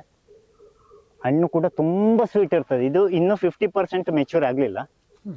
ಇದಕ್ಕಿಂತಲೂ dark, full blackish chocolate colour ಬರ್ಬೇಕಿದೆ ಹಣ್ಣು ತಿನ್ಲಿಕ್ಕೆ. ಈಗಲೂ ತಿನ್ಲಿಕ್ಕೆ ಆಗ್ತದೆ, ನೀರು ಜ್ಯೂಸಿ ಆಗಿರ್ತದೆ. ಇನ್ನೊಂದು, ನಮ್ಮಲ್ಲಿ ಒಳ್ಳೆ ಸ್ಕೋಪ್ ಇರುವಂಥದ್ದು, ಈ ಟೆಂಪರೇಚರ್ ವರ್ಷದಿಂದ ವರ್ಷಕ್ಕೆ ಜಾಸ್ತಿ ಆಗ್ತಾ ಹೋಗ್ತದೆ. ಮನುಷ್ಯನಿಗೆ ನೀರಿನ ದಾಹ, ಟ್ರಾವೆಲಿಂಗ್ ಟೈಮಲ್ಲಿ ಥೈಲ್ಯಾಂಡನ್ನು ನೋಡಿ ಕಲಿಬೇಕು. ನಾನು ಪ್ರತಿಯೊಂದಕ್ಕೂ ಥೈಲ್ಯಾಂಡನ್ನು ಹೊಗಳ್ತೇನೆ ಅಂತೇಳಿ ಮಾಡಬೇಡಿ. ಅವರ ಮೆಂಟಾಲಿಟಿ ನೋಡಿ, ಎಲ್ಲಿ ಯಾವ ರೀತಿ ಬೇಕು ಅಂತ ಹೇಳುವಂಥದ್ದನ್ನು ಅವರನ್ನು ನೋಡಿ ಕಲಿಬೇಕು. ಸುಮಾರು ವೆರೈಟಿ ವಾಟರ್ ಆ್ಯಪಲ್ಗಳು, ಸುಮಾರು ಒಂದು 70 ಜಾತಿ. ಈ ವೆರೈಟಿಯಲ್ಲಿ ವಾಟರ್ ಆ್ಯಪಲ್ ಅಂತೇಳಿ ಜಮ್ಮು ನೇರಳೆ ಅಂತೇಳಿ ಸಾಮಾನ್ಯವಾಗಿ ಕರೀತಾರೆ. ಇದರಲ್ಲಿ ಸುಮಾರು 70 ಜಾತಿ ನಮ್ಮಲ್ಲಿ ಉಂಟು. 70 ವೆರೈಟಿ, ಹೊಸ ಹೊಸ ಹೊಸ ಹೊಸ ವೆರೈಟಿ. 1/4 kg ಏನು ಡಿಫ್ರೆನ್ಸ್ ಇರ್ತದೆ ಕಲರ್ಸ್ ಅಲ್ಲಿ, ಟೇಸ್ಟ್ ಅಲ್ಲಿ, ಈಲ್ಡ್ ಅಲ್ಲಿ, ಫ್ಲೇವರ್ ಅಲ್ಲಿ, ಹೀಗೆ ಬೇರೆ ಬೇರೆ ಹೈಬ್ರಿಡ್. ಇವತ್ತು ಹೋಗಿ ಎಲ್ಲ ತಕೊಂಡು ಬಂದೆ ಅಂತ ಹೇಳಿದ್ರೆ, ಈಗ ಮೊನ್ನೆ ಹೋಗಿ ತಕೊಂಡು ಬಂದಿದ್ದೆ ಮಾನಸಿಕನ, ಗ್ರೀನ್ ಜೈಂಟು, ಆಮೇಲೆ ಇರುಂಗ್ ಪೆಟ್ರುಕು, ಆಮೇಲೆ ಹೀಗೆ ವೆರೈಟೀಸ್ ಒಂದು 7-8 ವೆರೈಟಿ ತಂದಿದ್ದೇನೆ. ಆಲ್ಮೋಸ್ಟ್ ಮುಗೀತಿ. ಇವಾಗ ಎಲ್ಲ ನನ್ನಲ್ಲಿ ಬಂತು ಕೊಡ್ತೀನಿ. ನಾನು ಆಗ್ಲೇ ಹೇಳಿದಾಗೆ ಇದು ಮುಗಿಯುವಂಥದ್ದಲ್ಲ. 1 ತಿಂಗಳು ಕಳೆದಾಗ ಮತ್ತೊಂದಷ್ಟು ಹೊಸತನ್ನ ನ್ಯೂ ಅರೈವಲ್ ಅಂತೇಳಿ ಹಾಕ್ತಾರೆ. ಹಾಗೆ ನೀವು ಈ ಹೆಸರನ್ನೆಲ್ಲ ಹೇಗೆ ನೆನ್ಪಿಟ್ಕೊಳ್ತೀರಿ ಸರ್? ನಾನು ಹೇಳದ್ನಲ್ಲ, ಇದು ಒಂದು ರೀತಿಯ ಲಾಟ್ರಿ. ಅವನಿಗೆ ಅದೇ ನಂಬರ್ಸ್, ಒಂದು ಹುಚ್ಚು. ಈಗ ಗಾಂಧಾರಿಗೆ 100 ಮಕ್ಕಳು ಇದ್ರು, ಹೆಸರಿಗೆ ನೆನ್ಪಿಟ್ಟು. ಈ ನಮ್ಮ ನಟ್ಟ ಈ ಗಿಡಗಳ ಮೇಲಿನ ಪ್ರೀತಿ ಇರ್ತದಲ್ಲ. ನೀವು ಕೇಳ್ಬೋದು, ಎಲ್ಲರೂ ಬಂದವರು ಕೇಳ್ತಾರೆ, ಯಾಕೆ ಒಂದು ಬೋರ್ಡ್ ಹಾಕ್ಲಿಲ್ಲ ಅಂತ ಹೇಳಿ. ಬೋರ್ಡಿನ ಅವಶ್ಯಕತೆ ನನಗೆ ಒಮ್ಮೆ ನಾಟಿ ಆದ್ಮೇಲೆ ಬೋರ್ಡ್ ಮನಸ್ಸಲ್ಲಿ ಉಳಿತದೆ, ಅದರ ಅವಶ್ಯಕತೆ ಇಲ್ಲ. ಇನ್ನೊಂದೇನಂದ್ರೆ ನಮ್ಮ ಉದ್ದೇಶ ಇದೊಂದು ವ್ಯಾಪಾರೀಕರಣ ಅಲ್ಲ, ಈ ಗಿಡಗಳನ್ನು ಹಾಕೊಂಡಿದ್ದು ನನ್ನ ಖುಷಿಗಾಗಿ, ಜೊತೆಗೆ ಒಂದಷ್ಟು ಮಕ್ಕಳು ಕಲೀಲಿ, ಶಾಲೆ ಮಕ್ಕಳು ಕಲೀಲಿ, ಅಥವಾ ಯಾರೋ ಫಾರ್ಮರ್ಸ್ ನೋಡಿ ಕಲೀಲಿ, ಪರಿಚಯ ಆಗ್ತದಲ್ಲ. ಪರಿಚಯ ಅಂದ್ರೆ ಆಗ್ಲಿ. ಪ್ರತಿಯೊಬ್ಬರಿಗೂ ಕೂಡ ಒಂದು ದೇಶಕ್ಕೆ ಹೋಗಿ ಬರ್ಲಿಕ್ಕೆ ಕಷ್ಟ ಉಂಟು ಇದನ್ನು ಇವಾಗ ನೀವು ಅಲ್ಲಿ ಹೋಗಿ ನೋಡ್ತೇನೆ ಅಂತ ಹೇಳಿದ್ರೆ ಇಲ್ಲಿ ಸಿಗುದಿಲ್ಲ, ಬಹಳ ಕಷ್ಟ ಉಂಟು. ಈಗ ಥೈಲ್ಯಾಂಡ್ಗೆ ಹೋದ್ರೆ 400 500 600 ಕಿಲೋಮೀಟರ್ ನೀವು ದೂರ ಹೋಗ್ಬೇಕು ಫಾರ್ಮರ್ ಫೀಲ್ಡ್ಗಳಿಗೆ. ಇಂಥವುಗಳೆಲ್ಲ ಥೈಲ್ಯಾಂಡ್ ಅಲ್ಲಿ ಹೋದ್ರು ಕೂಡ ಈ ಚಾಕ್ಲೇಟ್ ವೆರೈಟಿ ತೋರಿಸಿ ಅಂತ ಹೇಳಿದ್ರೆ ಸಿಗುದಿಲ್ಲ, ಗೂಗಲ್ ಅಲ್ಲಿ ಸರ್ಚ್ ಮಾಡಿದ್ರು ಸಿಗುದಿಲ್ಲ. ಇನ್ನೊಂದು ವಿಶೇಷತೆ ಏನಂದ್ರೆ ಥೈಲ್ಯಾಂಡ್ ಅಲ್ಲಿ ಇರುವಂತಹ ವೆರೈಟಿ, ಕೆಲವೊಂದಷ್ಟು ವೆರೈಟೀಸ್ ಇದಾವೆ, ಒಂದೊಂದು ಎಲ್ಲವೂ ಕೂಡ ಇದು ಫಾರ್ಮರ್ಸ್ ಡೆವಲಪ್ ಮಾಡಿರುವಂತ ವೆರೈಟಿಗಳು. ನಮ್ಮ ಹಾಗೆ IHR ರಿಲೀಸ್ ಮಾಡೋದು ಸಿದ್ದು ಶಂಕರ ಆ ತರ ಅಲ್ಲ, ಇವರೆಲ್ಲ ಒಂದು ಫ್ಲವರ್ ಅನ್ನ, ಈಗ ಪೇರಳೆಗಳಲ್ಲಿ ಸುಮಾರು 100ಕ್ಕೂ ಮಿಕ್ಕಿ ಪೇರಳೆಗಳು ಉಂಟು ನಮ್ಮಲ್ಲಿ, 100ಕ್ಕೂ ಮಿಕ್ಕಿ ಒಂದರಿಂದ ಒಂದು. ನಾನು ತೋರಿಸ್ತೇನೆ ಒಂದಷ್ಟು ವೆರೈಟಿಗಳನ್ನ. ಒಂಥರ ಕೆಲವು ಹಣ್ಣುಗಳಂತೂ ಇದೆ, ಸ್ಯಾಕ್ರಿನ್ ಹಾಕಿದಾಗೆ ಆಗ್ತದೆ ನಮ್ಗೆ, ತಿಂದ ಮೇಲೆ ಕೂಡ ಮತ್ತಿನ್ನೊಂದು 4 ಹಣ್ಣು ತಿನ್ನುವಂತ ಹೇಳಿ ಆಗ್ತದೆ, ಅಷ್ಟು ಟೇಸ್ಟ್ ಇರುವಂತ ಪೇರಳೆಗಳಿದಾವೆ. ರಾಶಿ ರಾಶಿ ಹಣ್ಣು ಬರುವಂತ ಪೇರಳೆಗಳಿದಾವೆ. ಏನು ಆರೈಕೆ ಇಲ್ಲದೆ ಇನ್ನು ಕಮರ್ಷಿಯಲ್ ಆಗಿ ಬಯಲುಸೀಮೆಯವರು ರೈತರು ಬೆಳೆಯುವ ಹಾಗೆ ಪೇರಳೆ ಮಾಡಿದ್ರೆ ಯಾವ ರೀತಿ ಬರ್ಬೋದು ಅಂತ ಹೇಳುವಂತ ಆಶ್ಚರ್ಯ ಆಗುವಷ್ಟು ಪೇರಳೆಗಳು ಬರುವಂತದ್ದು ಇದಾವೆ, ಬೀಜವೇ ಇಲ್ಲದೆ ಇರುವಂತದ್ದು, ಹೀಗೆ ಬೇರೆ ಬೇರೆ ತರದ್ದು. ಅಂದ್ರೆ ಇವ್ರು ಎಂತ ಮಾಡ್ತಾರೆ ಅಂದ್ರೆ ಪಾಲನ್, ಈಗ ನೀವು ಫಾರ್ ಎಕ್ಸಾಂಪಲ್ ಗಂಡು ಫ್ಲವರ್ ರೆಡ್ ಕಲರ್ ಇಂದ ತಕೊಂಡ್ರೆ ಹೆಣ್ಣು ಫ್ಲವರ್ ಗ್ರೀನ್ ತಕೊಳ್ತಾರೆ, ಇದೆರಡರನ್ನ ಪಾಲಿನೇಷನ್ ಮಾಡ್ತಾರೆ. ಅದರಲ್ಲಿ ಬಂದ ಬೀಜವನ್ನ ಫಾರ್ಮ್ ಅಲ್ಲಿ 50 100 200 ಗಿಡ ನಡ್ತಾರೆ, ಅದರಲ್ಲಿ ಯಾವುದೋ ಒಂದು ಒಳ್ಳೆ ಗಿಡ ಬರ್ಬೋದು, ಬರ್ದೇ ಇರ್ಬೋದು ಅಷ್ಟೇ. ಇವಾಗ ನೀವು ರೇಟ್ ಹೇಳ್ಬೋದು, 21,000 ಹೇಳಿದ್ನ 31,000 ಹೇಳಿದೆ, ಆ ರೇಟ್ ಇತ್ತು, ಸುಳ್ಳು ಹೇಳಿದ್ರು ಇವರು ಅಂತೇಳಿ. ಇಷ್ಟನ್ನ ಮಾಡ್ಬೇಕಿದ್ರೆ ಈ ಫಾರ್ಮರು ಪರಿಶ್ರಮ 5-6 ವರ್ಷ 1 ಎಕರೆ ಜಾಗವನ್ನ ಅವ ಮೀಸಲು ಇಡಬೇಕು, ಅವನ ಶ್ರಮವನ್ನ ಮೀಸಲು ಇಡಬೇಕು, ಗೊಬ್ಬರಗಳನ್ನ ಲಕ್ಷಗಟ್ಟಲೆ ಇನ್ವೆಸ್ಟ್ ಮಾಡ್ತಾನೆ. ನಮ್ಮಲ್ಲಿ ಒಂದು ಪೈನಾಪಲ್ ಬಂದಿತ್ತು, ಅದು ಉಪ್ಕರಿ ಅಂತ ಹೇಳಿ ಒಂದು ಚಾನಲ್ ಅಲ್ಲಿ ಒಂದು ವಿಷಯ ಬಂತು. ಒಂದು ಗಿಡಕ್ಕೆ ನನಗೆ ಅವರು ಎಷ್ಟು $50,000 ನನಗೆ ಥೈಲ್ಯಾಂಡ್ನವ್ರು ಕೇಳಿದ್ರು, ನನಗೆ ಕೊಡಬೇಕು ಅಂತೇಳಿ. 50 ಅಂದ್ರೆ 1.5 ಲಕ್ಷ ಆಯ್ತು, ಇವ ಸುಳ್ಳು ಹೇಳುದು ಅಂತೇಳಿ ಒಬ್ಬ ಕಮೆಂಟ್ ಮಾಡಿದ. ವಿಷಯ ಅರ್ಥ ಆಗದಿದ್ದವನು ಆ ತರ ಕಮೆಂಟ್ ಮಾಡ್ತಾನೆ. ಯಾಕಂದ್ರೆ ಈ ಬ್ರೀಡ್ ಅನ್ನ ಹಿಡ್ಕೊಂಡು ಅವನು ಅದರಲ್ಲಿ ಕೋಟಿಗಟ್ಟಲೆ ಸಂಪಾದನೆ ಮಾಡ್ಲಿಕ್ಕೆ ಆಗ್ತದೆ. ಯಾಕಂದ್ರೆ ಇದು ನ್ಯಾಚುರಲ್ ಮುಟೇಶನ್, ನ್ಯಾಚುರಲ್ ಆಗಿ ವೆರಿಗೇಷನ್ ಬಂದ ಮೆಡುಸಾ ಪೈನಾಪಲ್. ಪೈನಾಪಲ್ ನ ಗಿಡದಲ್ಲಿ ಇಡೀ ಲೈನ್ಸ್ಗಳು, ಬಣ್ಣ ಬಣ್ಣದ ಲೈನ್. ಕಾಮನ್ ಆಗಿ ಮೆಡುಸಾ ಪೈನಾಪಲ್ ಎಲ್ಲರ ಕಡೆ ಇದೆ, 50 ರೂಪಾಯಿಗೆ ಸಿಗ್ತದೆ. ಬಟ್ ಇದರ ವಿಶೇಷತೆ ಅಂದ್ರೆ ಇದು ನ್ಯಾಚುರಲ್ ಆಗಿ ಅದರಲ್ಲಿ ಒಂದು ಸಕ್ಕರ್ ಬಂದಿತ್ತು, ನಮ್ಮಲ್ಲಿ ಗಿಡ ಬಂದಿತ್ತು, ಆ ಗಿಡದಲ್ಲಿ ಎಲ್ಲ ಬಣ್ಣ ಬಣ್ಣ ಕಲರ್ಸ್. ಅದನ್ನ ನಾನು ಅವನಿಗೆ ಕೊಟ್ರೆ ಅವನೇನ್ ಮಾಡ್ತಾನೆ ಅಂದ್ರೆ, ಅದರಲ್ಲಿ ಈ ಮೆಡುಸಾ ಪೈನಾಪಲ್ ಅಂದ್ರೆ ಅದರಲ್ಲಿ ಒಂದು ಕಾಯಿಯಲ್ಲಿ 100 ಗಿಡ ಕಾಯಿ ಬರ್ತದೆ ಈ ತರ ಪೈನಾಪಲ್. ಆ 100 ಗಿಡದಲ್ಲಿ ಅವ ನನಗೆ ಎಷ್ಟು ಲಕ್ಷ ಕೊಟ್ಟರು ಕೂಡ ಅದರಲ್ಲಿ ಹೆಚ್ಚು ಸಂಪಾದನೆ ಮಾಡ್ತಾನೆ. ಇನ್ನೊಂದೇನಂದ್ರೆ ಇಲ್ಲಿಗೆ ಬರುವಂತ ನರ್ಸರಿಗೆ ಗಿಡಗಳಿಗೆ ತಕೊಂಡು ಹೋಗೋದಿಲ್ಲ, ನಾವು ಯಾವುದೋ ಒಂದು ಹೊಸ ವೆರೈಟಿಯನ್ನ 100 ಗಿಡ ಮಾಡಿದೆ ಅಂತ ಹೇಳಿದ್ರೆ ಥೈಲ್ಯಾಂಡ್ ಬಂದಿದ್ದು, ಅಷ್ಟನ್ನು ಒಬ್ಬನೇ ತಕೊಳ್ತಾನೆ. 100 ಗಿಡದಲ್ಲಿ 100 ಗಿಡವೂ ನನಗೆ ಬೇಕು ಅಂತ ಹೇಳ್ತಾನೆ. ಯಾಕಂತ ಹೇಳಿದ್ರೆ ನಾನು ಅದನ್ನ 150 ರೂಪಾಯಿಗೆ ಕೊಟ್ರೆ ಇನ್ನೊಬ್ಬನಿಗೂ ಕೂಡ 150 ರೂಪಾಯಿಗೆ ಕೊಡ್ತೇನೆ. ಅವ ಜಾಸ್ತಿ ಅಂದ್ರೆ ಇವ 250 ರೂಪಾಯಿ ರೇಟ್ ಹಾಕಿದೆ, ಅವನಲ್ಲಿ ರೇಟ್ 250 ಸಿಗತ್ತೆ ಅಂತ ಹೇಳಿ ಇವ 200ಕ್ಕೆ ಕೊಡ್ತಾನೆ. ಪೈಪೋಟಿ ಬರಬಾರ್ದು ಅಂತ ಹೇಳೋದಕ್ಕೆ ಬಲ್ಕ್ ಅನ್ನ ತಕೊಳ್ಳೋದು, ಅದಕ್ಕೋಸ್ಕರನೇ ಇವನು $50,000 ಕೇಳಿದ್ದು. ಯಾಕಂದ್ರೆ ನನ್ನಲ್ಲಿ ಆ ವೆರೈಟಿ ಇಲ್ಲ ಅಂತ ಹೇಳಿದ್ರೆ ಬೇರೆ ಯಾರು ಮಾಡ್ಲಿಕ್ಕೆ ಸಾಧ್ಯ ಇಲ್ಲ, ಅವನಿಗೆ ಅದನ್ನ ಕೋಟಿಗಟ್ಲೆ ಇನ್ಕಮ್ ಪಡಿಬಹುದು ಅಂತ. ಈ ಒಳಗುಟ್ಟುಗಳನ್ನ ನಾವು ರೈತರು ತಕೊಳ್ಬೇಕು ಯಾವಾಗ್ಲೂ ಕೂಡ. ಅಂದ್ರೆ ಇದು ರೈತರಿಗೆ ಪ್ರಮುಖವಾದದ್ದು. ಯಾವುದರಲ್ಲಿ ಹೊಸ ಯೋಚನೆಗಳಿಗೆ ಹೋಗ್ಬೇಕು, ಉಡಾಫೆ ಉತ್ತರಗಳನ್ನಲ್ಲ ನಾವು ಕೊಡುವಂಥದ್ದು. ಮೊದಲು ಆಲೋಚನೆ ಮಾಡ್ಬೇಕು, ನಮ್ಗೆ ಅದರಿಂದ ಎಂತ ಪ್ರಯೋಜನ ಅಂತ ಹೇಳುವಂಥದ್ದು. ಸುಮ್ಗೆ ಮೊಬೈಲ್ ನಲ್ಲಿ ಬೆಳೆದಿದ್ದದನ್ನು ಸ್ವೈಪ್ ಮಾಡ್ಕೊಂಡಿರೋದು, ಒಂದಷ್ಟು ಗ್ರೂಪ್ಗಳಲ್ಲಿ ಸೇರಿಸೋದು, ಹರಟೆ ಕೊಚ್ಕೊಳ್ಳುವಂಥದ್ದು, ಒಳ್ಳೆ ವಿಚಾರಗಳನ್ನ ನಾವು ಪಡ್ಕೊಳ್ಬೇಕು. ಸ್ಟ್ರಾಬೆರಿಗೆ ಫಳ ಫಳ ಫಳ ಪ್ಲಾಸ್ಟಿಕ್ ಈ ವ್ಯಾಕ್ಸ್ ಕೋಟೆಡ್ ಹಣ್ಣು ಅಂತ ಹೇಳುವಷ್ಟು ಬರ್ತದೆ. ಇದು ಹೆಸರೇ ಸ್ಟ್ರಾಬೆರಿ, ಹೆಸರೇ ಸ್ಟ್ರಾಬೆರಿ ಅಂತ ಹೇಳಿ. ದೂರದಿಂದ ನೋಡಿದ್ರೆ ನಿಮ್ಗೆ ಸ್ಟ್ರಾಬೆರಿ ಹಾಗೆ ಕಾಣಿಸ್ತದೆ, ಫುಲ್ಲು ಪಿಂಕಿಶ್ ಕಲರ್ ಬರ್ತದೆ, ಒಂಥರ ಡಿಫ್ರೆಂಟ್ ಕಲರ್. ಇನ್ನು ಹಣ್ಣಾಗ್ಲಿಲ್ಲ, ಸ್ಟಾರ್ಟ್ ಆಗಿದ್ದಷ್ಟೇ. ಬಹಳ ಒಂಥರ ಈ ಎಲ್ಲ ವಾಟರ್ ಆಪಲ್ಗಳಿಂದ ಇದು ಭಿನ್ನ. ಇದರಲ್ಲಿ ಸ್ವಲ್ಪ ಹುಳಿ ರುಚಿ ಇರ್ತದೆ. ಇನ್ನು ಅದು ಇನ್ನೊಂದು ಹಣ್ಣಿದೆ ಶುಗರ್ ಬಾರ್ಬಿ ಅಂತೇಳಿ, ಸಕ್ಕರೆಯಲ್ಲೇ ಮುಳುಗಿಸಿದ್ದಷ್ಟು ಸ್ವೀಟ್ ಇರ್ತದೆ. ಇನ್ನೊಂದು ಶುಗರ್ ಕೇನ್ ಉಂಟು, ನಮ್ಮ ಕಬ್ಬಿನ ಹಾಲಿನ ಜ್ಯೂಸ್ ಇರ್ತದ, ಅದೇ ಟೇಸ್ಟ್ ಅನ್ನ ಪಡ್ಕೊಳ್ಳುವಂತ. ಜ್ಯೂಸ್ ಎಲ್ಲ ಮಾಡ್ಲಿಕ್ಕೆ ಅಲ್ಲ, ಜ್ಯೂಸ್ ಅಲ್ಲ, ಆಕ್ಚುಲಿ ಮಾಡ್ಬೋದು, ಬಟ್ ತಿನ್ಲಿಕ್ಕೆ ಖುಷಿ, ಹೀಗೆ ತಿನ್ಲಿಕ್ಕೆ ಹೋಗ್ತಾ ಬರ್ತಾ. ನಾನು ಆಗ್ಲೇ ಹೇಳಿದಾಗೆ ನಾವು ಯಾವ್ದನ್ನು ಕೊಯ್ದಿಟ್ಕೊಳ್ಳೋದಿಲ್ಲ, ಬೇಕಾದಾಗ ಹೋಗುದು ತಿನ್ನೋದು ಅಷ್ಟೇ. ನಮ್ಮ ಒಳ್ಳೆ ಫೈನ್ ಇರ್ತದೆ, ಬೀಜ ಇರುವುದಿಲ್ಲ ಒಳಗಡೆಗೆ, ಒಳ್ಳೆ ಭಾರಿ ಟೇಸ್ಟ್ ಇರುವಂತದ್ದು ಹಣ್ಣು.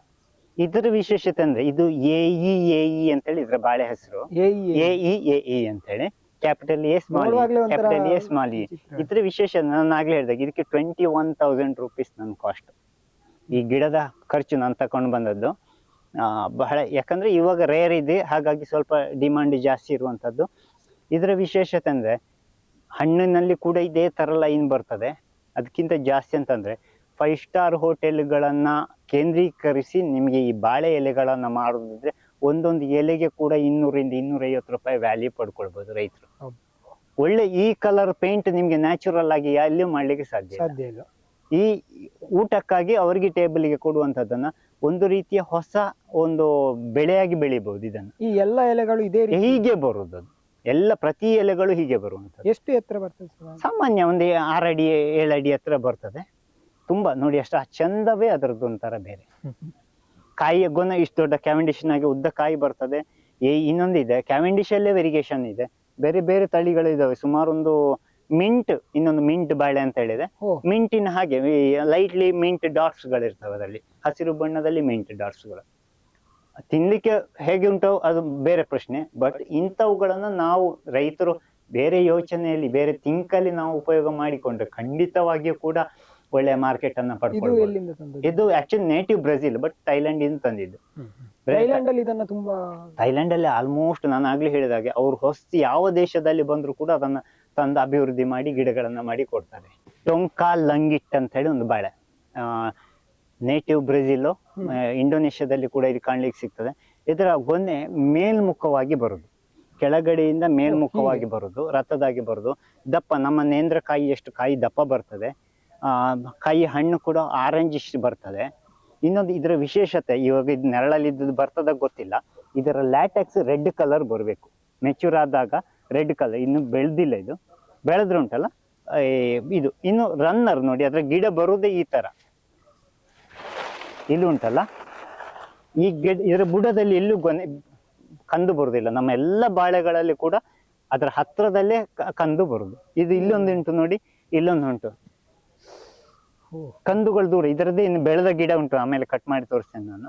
ಅದರ ವಿಶೇಷತೆ ಏನಂದ್ರೆ ಅದು ಕಟ್ ಮಾಡಿದಾಗ ರಸ ಬರೋದು ರಕ್ತದ ಬಣ್ಣ, ಪಿಂಕ್ ಬಣ್ಣ. ಇದೀಗ ಎಳೆ ಕಂದು, ಹಾಗಾಗಿ ಆ ಕಲರ್ ಬರಲಿಲ್ಲ. ಫುಲ್ ರಕ್ತದ ಬಣ್ಣ ಬರುವಂಥದ್ದು. ಮತ್ತೆ ರನ್ನರ್ ಯಾವಾಗಲೂ ಟಿಶ್ಯೂ 1 ಮೀಟರ್ ದೂರ. ಬೇರೆ ಎಲ್ಲ ಬಾಳೆಗಳ ಕಂದುಗಳು ಕೂಡ ಹತ್ರವೇ ಬರುದು. ಇದರ ಕಾಯಿ ಹೇಗೆ? ದೊಡ್ಡ ಕಾಯಿ, ಇಷ್ಟು ದಪ್ಪ ಕಾಯಿ. ನಮ್ಮ ಇದೆಲ್ಲ ಕ್ಯಾವೆಂಡಿಶ್ ಎಲ್ಲ ಇದ್ದ ಹಾಗೆ ಹಣ್ಣು ತಿನ್ಲಿಕ್ಕೆ ಕೇಸರಿ ಒಂದು ಆರೆಂಜಿಶ್ ಯೆಲ್ಲೋ ಕಲರ್ ಇರ್ತದೆ. ಒಳ್ಳೆಯ ಮಾರ್ಕೆಟ್ ವ್ಯಾಲ್ಯೂ ಇರೋ ದೊಡ್ಡ ಗೊನೆ, ಸುಮಾರು ಇಷ್ಟತ್ರದ ಗೊನೆ ಬರ್ತದೆ. ಒಂದು 15 kg 20 kg ಹತ್ರ ಬರ್ತದೆ. ಇಂಡೋನೇಷ್ಯಾದ ಒಂದು ನಟ್ ಅಂದ್ರೆ ಈ ಗೇರು ಬೀಜ ವಾಲ್ನಟ್ ಎಲ್ಲ ಇದ್ದಾಗೆ, ಹೆಸರು ಬೆರಿಂಗ್ಟೋನಿಯಾ ಎಡುಲಿಸ್ ಅಂತೇಳಿ botanical name, common name cut nut ಅಂತೇಳಿ. ಇದೀಗ ಕಾಯಿ ಬಂದು ಮುಗ್ದಿರುವಂತದ್ದು. ಇಲ್ಲಿ ನಿಮ್ಗೆ ಮಾರ್ಕ್ಗಳು ಕಾಣ್ತದೆ, ಇದೆಲ್ಲ ಫುಲ್ ಕಾಯಿ ಬರುವಂತದ್ದು. ಆರ್ನಮೆಂಟಲ್ ವಿತ್ ಎಡಿಬಲ್ ಫ್ರೂಟ್ಗಳು. ಈ ನಟ್ಗಳನ್ನು ಉಂಟಲ್ಲ, ಈ ಗೇರು ಬೀಜದಿದ್ದಾಗೆ ತಿನ್ಬಹುದು. ಜೊತೆಗೆ ಫ್ಲವರ್ ಬರೋ ಹೊತ್ತಿಗೆ ಈ ಬೆಕ್ಕಿನ ಬಾಲ, ಪರ್ಷಿಯನ್ ಕ್ಯಾಟ್ ಬಾಲ ಬಂದಾಗ ಬಹಳ ಸುಂದರವಾಗಿ ಇರ್ತದೆ ನೋಡ್ಲಿಕ್ಕೆ. ಬಹಳ ಚಂದವಾದಂತಹ ಗಿಡ. ಜೊತೆಗೆ ಎತ್ತರ ಹೋಗುದಿಲ್ಲ. ಎಡಿಬಲ್ ವಿತ್ ಆರ್ನಮೆಂಟಲ್ ವಿತ್ ಒಂದು ಒಳ್ಳೆಯ ಮಾರ್ಕೆಟಿಂಗ್ ವ್ಯಾಲ್ಯೂ ಇರುವಂತದ್ದು. ಇಲ್ಲ, ಇದು ಬುಷ್ ಆಗ್ತದೆ, ಮರ ದೊಡ್ಡದಾಗ್ತದೆ. ಈಗ ಒಂದು 2 ವರ್ಷ ಆಯ್ತಷ್ಟೇ ಇದಕ್ಕೆ ಮರಕ್ಕೆ ಕರ್ಲಿ ಶುರುವಾಗಿ. ಕಸಿ ಗಿಡ ಇದೆ, ಹಾಗಾಗಿ ಎತ್ತರ ಹೋಗುದಿಲ್ಲ. ಬುಷ್ ಪ್ಲಾಂಟ್ ಆದ್ರೂ ಕೂಡ ದೊಡ್ಡ ಮರ ಆಗುದಿಲ್ಲ. ಒಳ್ಳೆಯ ಗೇರು ಬೀಜ ಇದ್ದಾಗ ಒಳದಿಂದ ಕಟ್ ಮಾಡಿ ತಿಂದು ಗೇರು ಬೀಜ ತಿಂದ ಹಾಗೆ ತಿನ್ಲಿಕ್ಕೆ ಆಗ್ತದೆ. ಇದರ ಹೆಸರು ಲೆಪಿಸಾಂಥಸ್ ಅಮೋಯಿನಾ ಅಂತ ಹೇಳಿ. ದ್ರಾಕ್ಷಿಗಳು ನಾನು ಆಗ್ಲೇ ಹೇಳಿದಲ್ಲ, ಆ ದ್ರಾಕ್ಷಿಗಳಲ್ಲಿ ಈ ಲೆಪಿಸಾಂಥಸ್ ಸ್ಪೀಸೀಸ್ ಅಲ್ಲಿ ಇದೊಂದು ವೆರೈಟೀಸ್. ಲೆಪಿಸಾಂಥಸ್ ಅಲ್ಲಿ ಲೆಪಿಸಾಂಥಸ್ ಫ್ರೂಟಿಕೋಸಾ, ಲೆಪಿಸಾಂಥಸ್ ರುಬಿಗ್ನೋಸಾ, ಲೆಪಿಸಾಂಥಸ್ ಅಮೈನಾ, ಹೀಗೆ ಬೇರೆ ಬೇರೆ ಸ್ಪೀಸೀಸ್ಗಳಿದೆ. ಇದು ಕೂಡ ಹಾಗೆ ಹೂ ಬರ್ತಾ ಉಂಟಷ್ಟೇ. ಇದು ಮೇಲ್ಮುಖವಾಗಿ ದ್ರಾಕ್ಷಿಯಾಗಿ ಬರುವಂತದ್ದು. ಇನ್ನು ಅಲ್ಲಿ ಆ ಕಡೆ ಇರುವಂತದ್ದು ಅದು ಲೆಪಿಸಾಂಥಸ್ ಅಲಾಟಾ ಅಂತ ಹೇಳಿ, ಅದು ಆಗ ತೋರಿಸಿದಾಗೆ ಗೊಂಚಲು ಕೆಳಗಡೆ ಬರುವಂತದ್ದು. ಇದು ಮೇಲ್ಗಡೆ ಬರುವ. ಇದ್ರ ವಿಶೇಷತೆ ತುಂಬಾ ಚಂದ. ಗಿಡ ತುಂಬಾ ಎತ್ತರ ಹೋಗುದಿಲ್ಲ. ಇದು ನೆರಳಲ್ಲಿ ಬಹಳ ನೆರಳಲ್ಲಿ ಬೆಳೆಯುವಂತ ಗಿಡಗಳಿದು. ಆದ್ರೆ ಬಿಸಿಲಾದ ತಕ್ಷಣ ಈ ತರ ಸನ್ಬರ್ನ್, ಸ್ವಲ್ಪ ಸನ್ಬರ್ನ್ ಆಗ್ತದೆ. ಈ ಜಾಗಗಳಿಗೆ ಸೂಟೇಬಲ್. ಎಲ್ಲ ನಮ್ಮ ಟ್ರಾಪಿಕಲ್ ಕಂಟ್ರಿಯ ಗಿಡಗಳು. ನಾವು ಇವಾಗ ಇಷ್ಟು ನಿಮ್ಗೆ ತೋರಿಸಿರುವಂತದ್ದು ಕೂಡ ಟ್ರಾಪಿಕಲ್ ಕಂಟ್ರಿ, ನಮ್ಮ ಉಷ್ಣವಲಯದಲ್ಲಿ ಬೆಳೆಯುವಂತ ಹಣ್ಣುಗಳು. ಹಾಗಾಗಿ ಸುಲಭವಾಗಿ ಬೆಳಿಬಹುದು. ತುಂಬಾ ಈ ಗಾರ್ಡನ್ ಅಲ್ಲಿ ಕೂಡ ಬೆಳೆಸ್ಲಿಕ್ಕೆ ಆಗುವಂತ ತುಂಬಾ ಚಂದ ಇದೆ ಗಿಡ. ತುಂಬಾ ಚಂದ ಗಿಡ ನೋಡ್ಲಿಕ್ಕೆ. ಬಾಯ್ ಅಂತ ಹೇಳಿ ಕರೀತಾರೆ ಇದನ್ನ.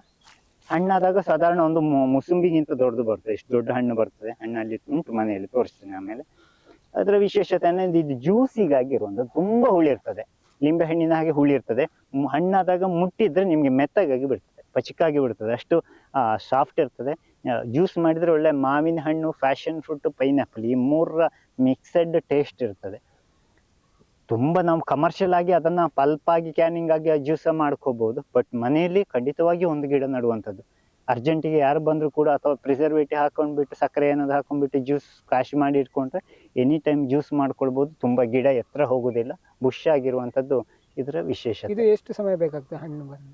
1 ವರ್ಷದಲ್ಲಿ ಫ್ಲವರಿಂಗ್ ಸ್ಟಾರ್ಟ್ ಆಗ್ತದೆ, ಬಹಳ ಬೇಗ ಬರುವಂತದ್ದು, ತುಂಬಾ ಎತ್ತರ ಹೋಗುದಿಲ್ಲ, ಬಹಳ ವರ್ಷ ಪೂರ್ತಿ ಹಣ್ಣುಗಳು ನೋಡಿ. ಇಲ್ಲಿ ಮತ್ತೆ ಮಿಡಿ ಬರ್ತದೆ, ಇಲ್ಲಿ ಹೂ ಬಂದು ಸೆಟ್ ಆಗ್ತಾ ಉಂಟು, ಅವಾಗ ಅವು ರೊಟೇಷನ್ ಆಗ್ತಾ ಇರ್ತದೆ. ಗುಮ್ಮಿ ವರ್ಮ್ ಫ್ರೂಟ್ ಅಂತ ಹೇಳಿ ಕರೀತಾರೆ, ಸೆರ್ಕೋಪಿಯಾ ಕುಟುಂಬದ ಹಣ್ಣಿದು.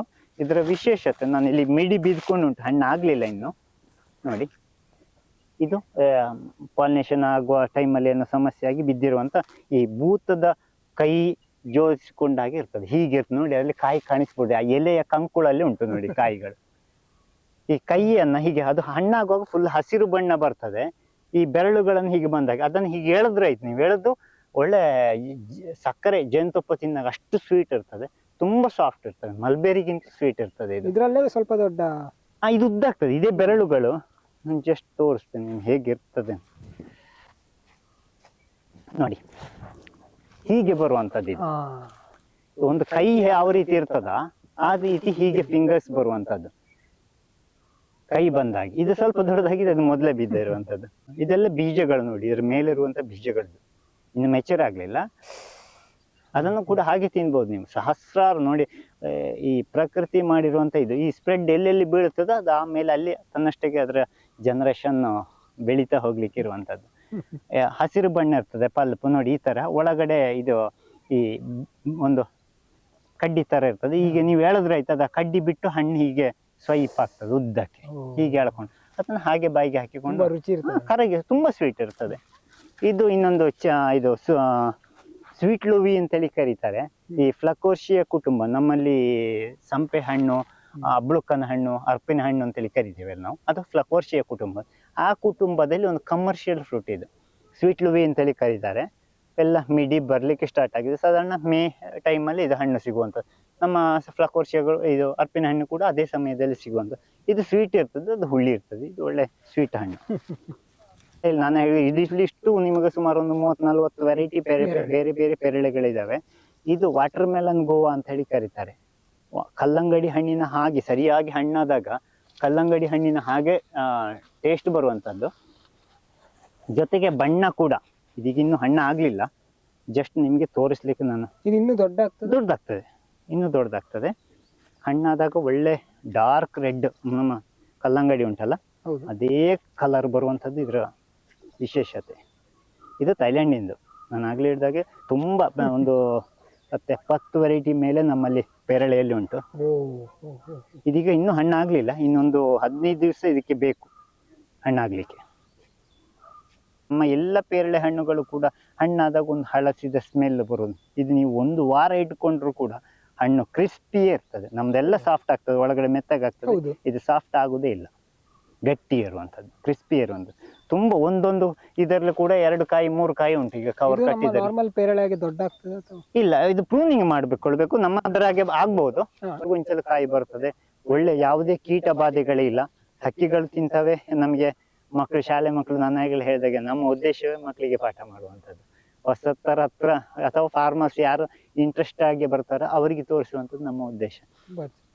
ಒಳ್ಳೆಯ ಟೇಸ್ಟ್ ಇರುವಂತ ಹಣ್ಣು, ಒಳ್ಳೆ ಕ್ರಿಸ್ಪಿ ಇರುವಂತ ಹಣ್ಣು, ಬೇರೆ ಬೇರೆ ಜೊತೆಗೆ. ಇಲ್ಲೇ ಹಿಂದೆ ನೋಡಿ, ಇದು ಪರ್ಫ್ಯೂಮ್ ಗೋವಾ ಅಂತೇಳಿ ಕರೀತಾರೆ, ಬ್ರೆಜಿಲಿನ ಪೇರಳೆ. ಇದು ಪಾಲಿಲೋ ಅಂತೇಳಿ ಅದಕ್ಕೆ ಅದರ ಒರಿಜಿನಲ್ ಹೆಸರು.